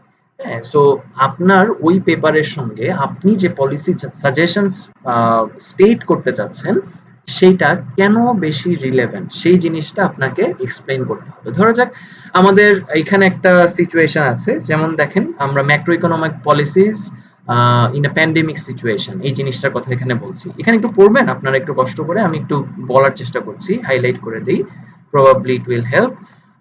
A country is hugely dependent on one export oriented industry. একটা hypothetical countryর কথা বলছি. 80% of the export income relies on this specific industry. On a sudden worldwide pandemic shock, close to 10% of the total yearly orders was cancelled. How should the government react in this scenario? So আপনাকে জিজ্ঞাসা করা হচ্ছে যে একটা situation যেখানে আপনি আহ, এটা খুব ব্রড একটা কনসেপ্টে বলা হচ্ছে, হয়তো পলিসি মেকিং কম্পিটিশন আপনি আরেকটু কনসাইজ ওয়েতে কথা বলবেন, কিন্তু এই জায়গায় ধরা যাক যে আহ, বেশ কিছু প্রবলেম ক্রিয়েট হতে পারে। একটা প্যান্ডেমিক সিচুয়েশনে একটা এক্সপোর্ট ওরিয়েন্টেড ইন্ডাস্ট্রি আছে যেখানে 80% সেই এক্সপোর্ট ওরিয়েন্টেড ইন্ডাস্ট্রির উপর ওই দেশটা নির্ভর করছে। এখন একটা প্যান্ডেমিক শক আসছে, সেটা রপ্তানি পুরোপুরি কমে যাবে এরকম একটা আশঙ্কা করা যাচ্ছে, এবং এর মধ্যে ধরা যাক যে 10% অফ অর্ডার্স যে তারা রিসিভ করে ওইটার 10% তারা ক্যান্সেলেশন পেয়েছে, এবং এই মুহূর্তে গভর্নমেন্টের কিভাবে রিয়েক্ট করা উচিত এইটা বিভিন্ন আর্গুমেন্ট থেকে অ্যানালাইসিস করা যায়। সো ফার্স্ট অফ অল আপনার যেটা করা উচিত সেটা হচ্ছে যে think about the problems resulted from it. হ্যাঁ, আপনার যে জিনিসটা করা উচিত যে কি কি ধরনের প্রবলেম অ্যারাইজ করতে পারে। আমাকে কি একটু বলতে পারেন যে এই এক্সপোর্ট ওরিয়েন্টেড ইন্ডাস্ট্রিতে এরকম লার্জ একটা শক যদি চলে আসে, সেই লার্জ শকের কারণে কি কি ধরনের প্রবলেম হতে পারে? এই জিনিসটা আপনি একটু আমাকে যদি বলেন, আমার মনে হয় আপনারা সবাই অভিজ্ঞ এই জায়গায়, এই জিনিসটা আপনারা দেখেছেন হয়তো কোনো একটা দেশে। সো প্রবলেম গুলা কেমন যে আমরা যখন অর্ডার ক্যান্সেলেশন পেলাম কোনো একটা কান্ট্রিতে, সেই অর্ডার ক্যান্সেলেশনের কারণে কিভাবে কি কি ধরনের প্রবলেম হতে পারে, আমরা সলিউশন পাচ্ছি দেখি। ওকে, সাকিব মাহমুদ আমাদেরকে সলিউশন বলছেন যে in the short run the government should support the industry by providing financial stimulus, but in the long run government should diversify its export basket. All right, okay, probably you are right. um, আমি আর কোনো solution অথবা problem যেটা আপনার বলতে ইচ্ছা করে একটু আমাকে বলেন, তারপরে আমরা পরের পার্টটায় যাই। এবং আহ, জানিয়ে রাখি যে আমাদের ক্লাস খুব বেশিক্ষণ নাই, 10 থেকে 10 মিনিট, প্রবাবলি 10 মিনিটের বেশি আমার আর লাগবে না। সো আশা করব যে এই সময়টা, বাকি সময়টা আপনারা থাকবেন, থেকে আমার কিছু প্রশ্নের উত্তর দিবেন এবং একই সঙ্গে কোনো পরামর্শ থাকলে সেটাও আমাদেরকে দেবেন। আমি একটু দেখার চেষ্টা করি। ওকে, রাইয়ান খান আমাদেরকে বলছে many jobs will be lost. Okay, alright, so অনেক চাকরি এখানে হারিয়ে যেতে পারে, এটা প্রবলেমের কথা উনি বলছেন।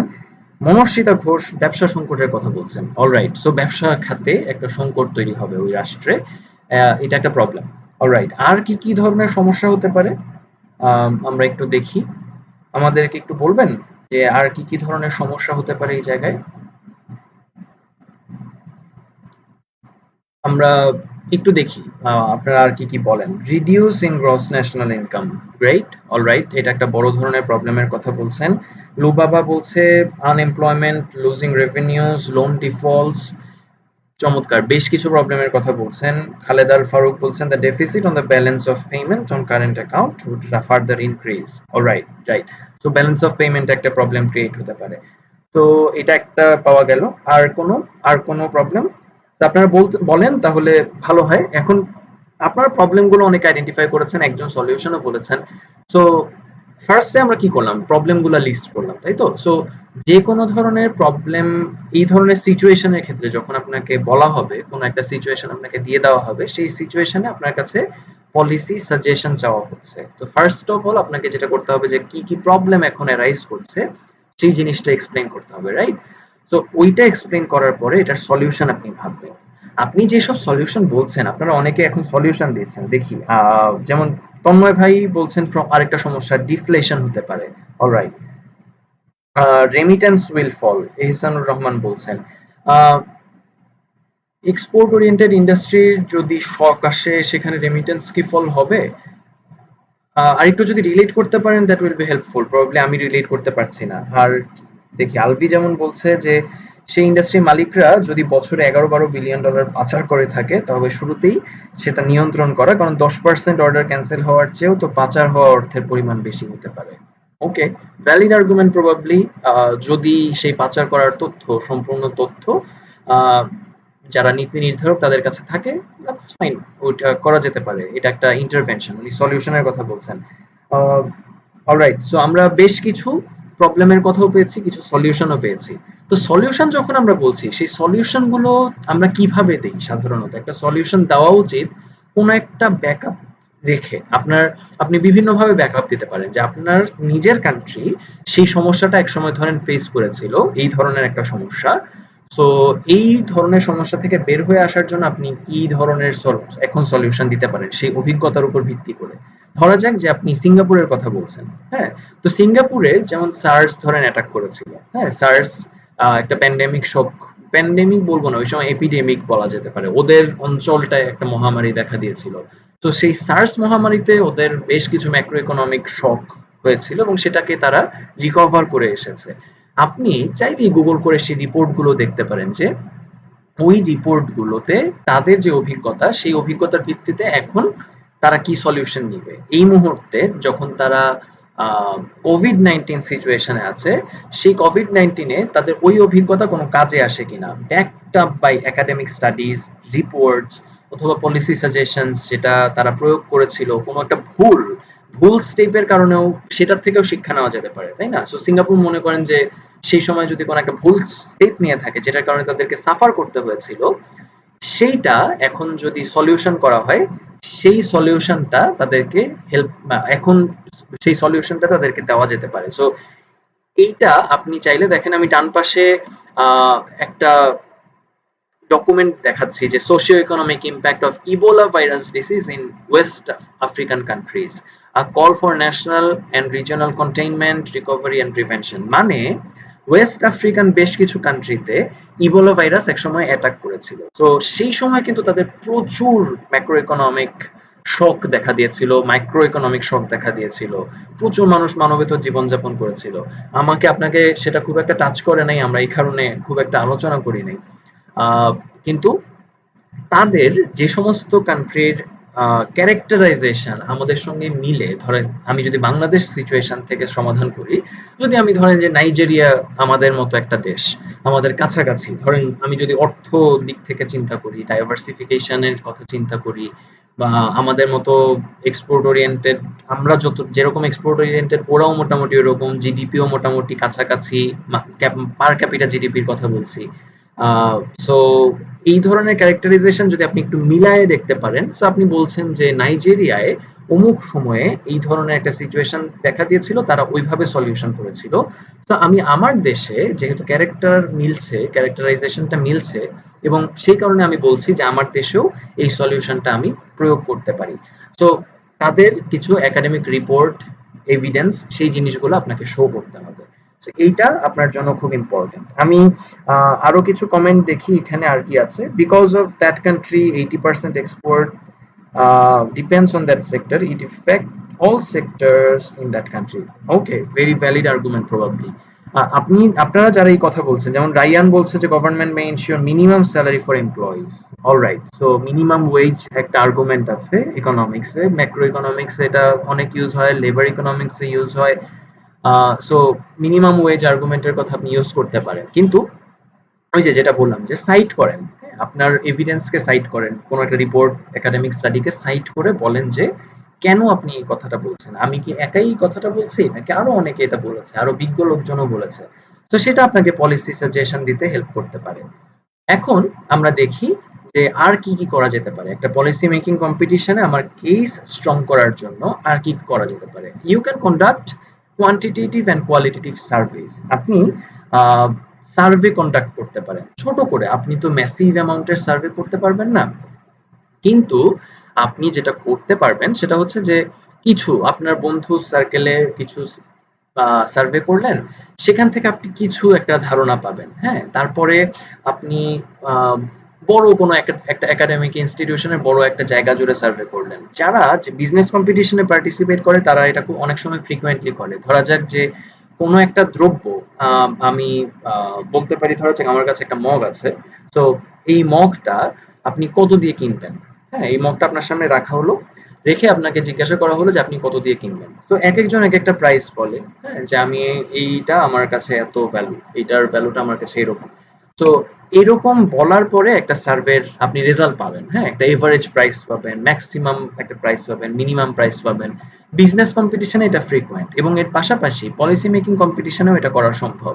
ধরা যাক যে বাংলাদেশ সম্পর্কে কোনো এক্সপার্টদের কাছ থেকে, একদল এক্সপার্টের কাছ থেকে আপনি চাইতে পারেন স্টুডেন্টরা একটা ক্রিটিক্যাল সিচুয়েশনে কিরকম রেসপন্ড করছে, তারা কি মনে করছে। ধরা যাক যে সোশ্যাল সায়েন্সের ডিসিপ্লিন যারা আছেন তাদের কাছে আপনারা একটা সার্ভে করলেন যে এই মুহূর্তে আমার দেশের দরিদ্র জনগণ একটা খাদ্যাভাবের মধ্য দিয়ে যেতে পারে, অথবা আয় কমে যাচ্ছে তাদেরকে, আয় কমে যাচ্ছে তাদেরকে কিভাবে সলিউশন দিতে পারেন। আপনার একটা কোয়ালিটেটিভ সার্ভে হতে পারে, কোয়ান্টিটেটিভ সার্ভে হতে পারে, যে তাদের কি পরিমাণ টাকা দেওয়া উচিত এই মুহূর্তে আপনি বলেন। হ্যাঁ, তখন থেকে আপনি একটা এভারেজ পাবেন, একটা ডিস্ট্রিবিউশন পাবেন, তাই না? তো এটার ম্যাক্সিমাম, মিনিমাম, এভারেজ, তো এটার স্ট্যান্ডার্ড ডেভিয়েশন পেতে পারেন বিভিন্ন ক্ষেত্রে। সো এইভাবে আপনি সেটাকে, রেজাল্টটাকে প্রেজেন্ট করতে পারেন। সেটা পেপার বেসড হতে পারে, আরেকটা হচ্ছে অনলাইন বেসড আপনি ইনস্ট্রুমেন্ট ছাড়তে পারেন। আপনারা সবাই হয়তো জানেন, এর মধ্যে কেউ কেউ হয়তো অনেক সময় ইউজ করেন নাই, গুগল ফর্ম বা সার্ভে মাঙ্কির মতো চমৎকার বেশ কিছু সার্ভিস সাইট আছে, ওয়েবসাইট আছে, যে ওয়েবসাইট গুলোতে আপনি ফর্ম ক্রিয়েট করতে পারেন, অপশন ক্রিয়েট করতে পারেন, সেটার থ্রুতে আপনি মানুষের মতামত নিতে পারেন। বাট লাল কালিতে এখানে কি লেখা আছে এটা পড়তে পারছেন? এই জিনিসটা আমার বোঝানো একটু জরুরি। এই জিনিসটা আমি বোঝাতে চাই। এই জিনিসটা খুব গুরুত্বপূর্ণ। এটা না বোঝালে আমার জন্য এটা পাপের কাজ হবে। সো যে এটা বোঝাই সেটা হচ্ছে যে maintain ethics. Don't disclose the identities of the respondents. This is a crime. This is an academic crime. Also এটা বিভিন্ন ধরনের, বিভিন্নভাবে এই ক্রাইমকে আপনি ডিফাইন করতে পারেন। আমার এক সময়ের অভিজ্ঞতা আছে, এরকম দেখেছি যে একজন স্টুডেন্ট তার থিসিসের জন্য কাজ করতে দেখছিলাম, এবং সেখানে সেন্সিটিভ কোনো একটা ইনফরমেশন নিচ্ছে। হ্যাঁ, সো সেন্সিটিভ ইনফরমেশন, আমি ভুলে গেছি প্রশ্নটা কি। সে কোনো একটা, এমন কোনো একটা ইনফরমেশন পেয়েছে যে ইনফরমেশনটা তাকে একটু হাস্যরসাত্মক কোনো একটা মুহূর্তের উদ্রেক করেছে। সে হাসছে একটা তথ্য দেখে, তার রেসপন্স দেখে। তার যে রেসপন্ডেন্ট, সেই রেসপন্ডেন্ট যে রেসপন্স করেছে সেটা দেখে হাসছে। সে সেটা ফেসবুকে আপলোড করে দিয়েছে, তার নাম সহ, রেসপন্ডেন্টের নাম সহ। This is a crime. Remember, আপনি যত সেন্সিটিভ ইনফরমেশনই নেন না কেন, আপনি কখনোই, বা যত ইনসেন্স মানে আপনি ধরেন সেন্সিটিভ ইনফরমেশন নিলেন না, তারপরেও আপনি সার্ভেতে যাদের ডেটা নিচ্ছেন তাদের আপনি আইডেন্টিটি, তাদের অনুমতি ছাড়া তো পাবলিশ করতে পারেনই না। আপনার যদি অনুমতির স্কোপ নাও থাকে তো আপনার পাবলিশ করা উচিত না এই ধরনের সার্ভের ক্ষেত্রে। Expert opinion is different. এক্সপার্টদের কথা আপনি হয়তো প্রকাশ করতে পারেন তাদের অনুমতি সাপেক্ষে, কিন্তু এইরকম সার্ভের ক্ষেত্রে কখনোই আপনি ইথিক্স ব্রেক করতে পারেন না। আমার একটা অভিজ্ঞতা আছে এরকম, যে আমি ফিল্ড লেভেল একটা সার্ভে করছি। আহ, সে সময়ে আমার আন্ডারে বেশ কিছু ডেটা কালেক্টর কাজ করছেন, আহ, এবং সেটা ছিল ইন্টিমেট পার্টনার ভায়োলেন্সের উপরে। মানে মানে হচ্ছে যে আপনার কোনো একজন পার্টনার আপনার সঙ্গে কোনো ধরনের ভায়োলেন্ট আচরণ করেছে কিনা। তার এক একজন নারীকে জিজ্ঞাসা করা হচ্ছিল তার স্বামী কোনো ধরনের ভায়োলেন্ট আচরণ তার সঙ্গে করেছেন কিনা। সেটা ঘরে থাকার যে কোনো মুহূর্তেই হোক না কেন, সেটা কোনো ইন্টিমেট মুহূর্তেও হতে পারে। এবং বিভিন্ন ধরনের প্রশ্ন তাকে জিজ্ঞাসা করা হয়েছিল যে তাদের ওই ভায়োলেন্সের ইন্টেন্সিটিটা কি সেটা যাচাই করার জন্য। এখন সেখানে অনেক ধরনের তথ্য আছে, কিন্তু এখন আমি কি সেটা দেখে সারাক্ষণ হাসলে আমার কমন সেন্স প্রয়োগ করেছে? করেনি। আমি যদি মনে করি আরে হা কি লিখছে এটা, এটা আমি করতে পারি না। একজন সোশ্যাল সায়েন্টিস্ট অনেক সেন্সিটিভ ইনফরমেশন ডিল করবে, এবং এটা আপনাকে জানা প্রয়োজন যে আপনি এই ধরনের ইনফরমেশন দেখে হাসাহাসি করতে পারেন না। এমনকি আপনার পাশে যে কলিগ, তার সঙ্গেও এইটা নিয়ে হাসির উদ্রেক করে এরকম কোনো সিচুয়েশন ক্রিয়েট করতে পারেন না। আপনার রেসপন্ডেন্ট আপনার জন্য ডেটার খনি, এবং তাকে আপনার শ্রদ্ধা করতে জানতে হবে। আপনি তার মাধ্যমে একটা রিসার্চের কনক্লুশনটা টানতে পারছেন, একটা পলিসির কনক্লুশন টানতে পারছেন। সেইটার মূল্য আপনাকে যথাযথভাবে বোঝা প্রয়োজন। সো রেসপন্ডেন্টের আইডেন্টিটি কখনো পাবলিশ করবেন না, এই ইথিক্সটা আশা করি সবাই বুঝবেন। অলরাইট, সো বিজনেস থেকে আমরা কি শিখি, বিজনেস কম্পিটিশন গুলো থেকে কোন ধরনের টুল ইউজ করা যায় সেটা একটু বলে আমরা শেষের দিকে মুভ করব। যেমন দেখেন যে আমরা এখানে রঙিন একটা চার্ট উপস্থাপন করেছি, সেটা হচ্ছে যে একটা এক্সাম্পল দিচ্ছি যে বিজনেস ডিসিপ্লিন থেকেও আপনি চাইলে পলিসি মেকিং কম্পিটিশনে কখনো কখনো আর্গুমেন্ট অথবা কেস বিল্ড আপের যে ফ্রেমওয়ার্ক সেটা তৈরি করতে পারেন। যেমন SWOT অ্যানালিসিস একটা চমৎকার ফ্রেমওয়ার্ক আছে, অনেকে হয়তো শুনেছেন এটার কথা, অনেকে হয়তো শুনেন নাই, কোনোটাই ব্যাপার না। সো আপনারা দেখতে পাচ্ছেন যে এখানে চারটা স্কোপ আছে, একটা হচ্ছে স্ট্রেংথ, একটা উইকনেস, একটা অপরচুনিটি, একটা থ্রেট। এইগুলো সাধারণত একটা ইনস্টিটিউশনের ক্ষেত্রে প্রয়োগ করা হতে পারে। ধরা যাক আপনি কোনো একটা ইনস্টিটিউশন কেমন পারফর্ম করছে সেই জিনিসটা যাচাই করতে চান।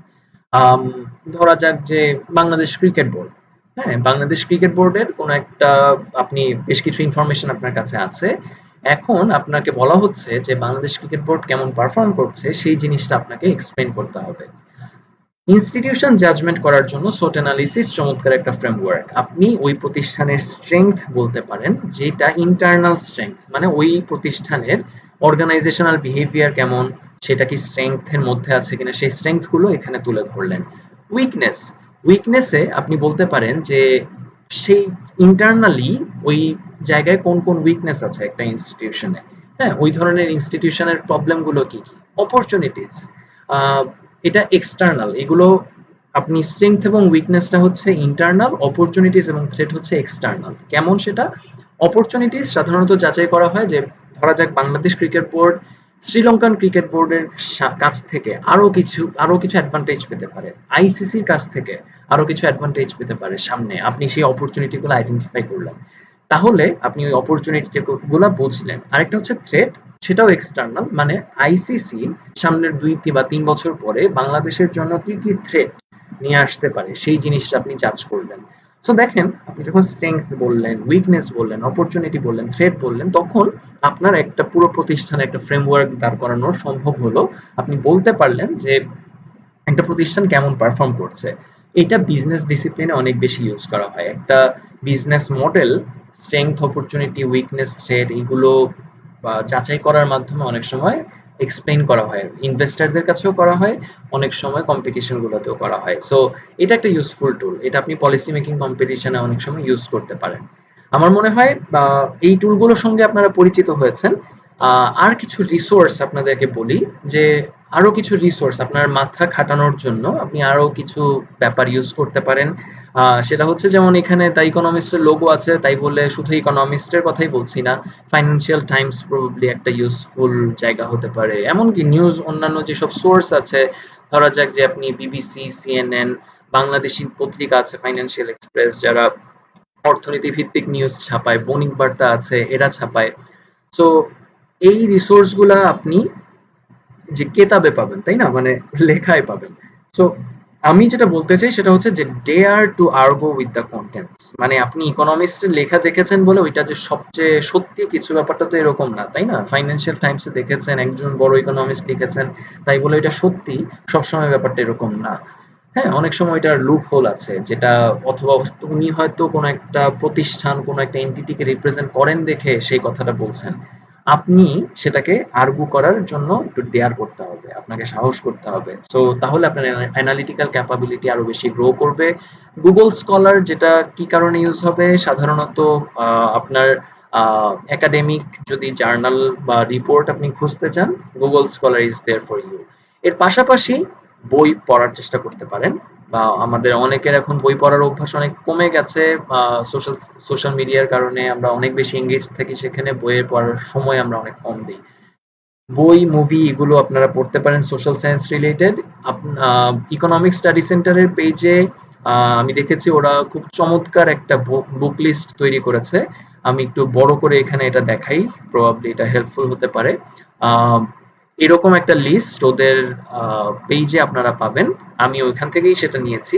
সো এইটাকে আপনার একটা লিস্ট হিসেবে ইউজ করতে পারেন। এখানে চমৎকার কনসেপ্টের, চমৎকার ব্যাকগ্রাউন্ডের বেশ কিছু বই সাজেস্ট করা আছে। আপনি চাইলে এগুলো অল্প সময়ের মধ্যে, না বেশি সময়ের মধ্যে পড়তে হবে। বই পড়তে সময় লাগে সাধারণত। তো বই পড়ায় কিছুটা সময় ইনভেস্ট করতে পারেন। This will help. এন্ড আরেকটা হচ্ছে মনে রাখার মতো, সেটা হচ্ছে হোয়াট অ্যাবাউট একাডেমিক বুকস। আপনার একাডেমিক লার্নিংটাকে ইউজ করার জন্য পলিসি মেকিং কম্পিটিশন গুলো খুব কার্যকর একটা ভূমিকা রাখতে পারে। আপনি যে লেবার ইকোনমিক্স এর কনসেপ্ট পড়ছেন, ধরুন স্কিল মিসম্যাচ, কি চমৎকার একটা কনসেপ্ট। স্কিল মিসম্যাচের কারণে আনএমপ্লয়মেন্ট হয়, এটা কি চমৎকার একটা কনসেপ্ট। এই কনসেপ্ট গুলোকে আপনি পলিসি মেকিং কম্পিটিশনে নিয়ে আসেন। মিনিমাম ওয়েজের কথা আপনারাই বলছেন, সোশ্যাল সেফটি নেট, এগুলো তো আমরা বইয়েও পড়ি। কেন আমরা সোশ্যাল সেফটি নেট দিই, সেই জিনিসগুলো আপনার জানতে হবে। সো একাডেমিক স্ফিয়ারের মধ্যে আপনার যেসব বই আছে, সেই জিনিসগুলো আপনারা যাচাই করে দেখতে পারেন যে এই জিনিসটা আসলে কিভাবে আপনার পড়া উচিত, এবং রিলেট করার জন্য পলিসি মেকিং কম্পিটিশনে আপনি পার্টিসিপেট করতে পারেন। তো রিসোর্স বললাম, আমরা এর মধ্যে আরো বেশ কিছু কথা বলেছি যে বিজনেস কম্পিটিশন থেকে কিভাবে এটা ডিফারেন্ট, পলিসি মেকিং কম্পিটিশন গুলো কিছু সিমিলারিটিস আছে। আমরা এর মধ্যে একটা কেস একটু আলোচনা করার চেষ্টা করেছি যে একটা কান্ট্রিতে social safety net, food security related situation. একটা কান্ট্রির কথা বলেছি যেখানে আরএমজি অনেক বেশি dependent export, RMG dependent export রয়েছে ওই কান্ট্রিটায়। আমরা কিছু স্টক আর্গুমেন্টের কথা আপনাদেরকে বলেছি, যে স্টক আর্গুমেন্ট গুলোর মাধ্যমে আপনি একটা পলিসি মেকিং কম্পিটিশনে পার্টিসিপেট করতে পারেন। এবং এর পাশাপাশি আমরা দেখিয়েছি কিভাবে একাডেমিক স্টাডি আপনি ইউজ করতে পারেন, সোর্স গুলো কি কি, রিসোর্স গুলো জানিয়েছি। সর্বোপরি আপনাকে একাডেমিক্স যে বইগুলো আছে সেই বই এবং কনসেপ্ট গুলো ইউজ করার জন্য উৎসাহ দিয়েছি। আমাকে জানাতে পারেন কমেন্টে যে আপনার ক্লাস এবং সেশন বেসিক্যালি কেমন লাগলো। আমি খুব এনজয় করেছি। যারা ডিসকাশনে পার্টিসিপেট করেছেন তাদেরকে অনেক অনেক ধন্যবাদ। অনেকে রেসপন্ড করেছেন কোয়েশ্চেন গুলায়, সেটার জন্য অনেক বেশি থ্যাংক ইউ। আপনাদের ছাড়া অনলাইনে এইভাবে সেশন নেওয়া অনেক বেশি ডিফিকাল্ট হয়ে যেত আমার জন্য। আমি আশাবাদী হয়েছি যে আসলে অনলাইনে এরকম সেশন কন্ডাক্ট করা সম্ভব। ইকোনমিক স্টাডি সেন্টারের অর্গানাইজিং কমিটিকে ধন্যবাদ। এই মুহূর্তে যারা এক্সিকিউটিভ কমিটিতে আছে তারা অনেক চিন্তা ভাবনা করে এরকম একটা ওয়ার্কশপ সিরিজ চালু করেছে। তাদেরকে ধন্যবাদ জানাচ্ছি আমাকে সুযোগ দেওয়ার জন্য। আমি প্রিভিলেজড। তো আপনারা জানাতে পারেন কেমন লাগলো। তো এই বলে আমি শেষ করব। আমার নাম নাহিয়ান বিন খালেদ। আমাকে মেইল করতে পারেন nahianbk@gmail.com এই ঠিকানায়। এর পাশাপাশি আমি আমার বিভিন্ন সময় আমি বিভিন্ন কন্টেন্ট শেয়ার করে থাকি। আমার একটা ছোটখাটো ফেসবুক পেজের মতো আছে, সেখানে আমি আমার কন্টেন্ট গুলো শেয়ার করে থাকি। আমার নিজস্ব কিছু অভিমত হতে পারে অথবা আমার শেখা কিছু অভিমত হতে পারে, সেগুলো সম্পর্কে আইডিয়া দিই। তো এইটা হচ্ছে আমার ফেসবুক পেজের অ্যাড্রেস। একটু বিজ্ঞাপন করে নিলাম, যেহেতু ফ্রি অফ কস্টে সেশন দিয়েছি এই কারণে এই অপরচুনিটিটা নিলাম। সরি এক্সিকিউটিভ কমিটি এটার জন্য। আহ, সবাইকে অনেক ধন্যবাদ জানিয়ে আজকের সেশন আমি এখানে শেষ করছি। সবাইকে অনেক অনেক ধন্যবাদ। ভালো থাকবেন।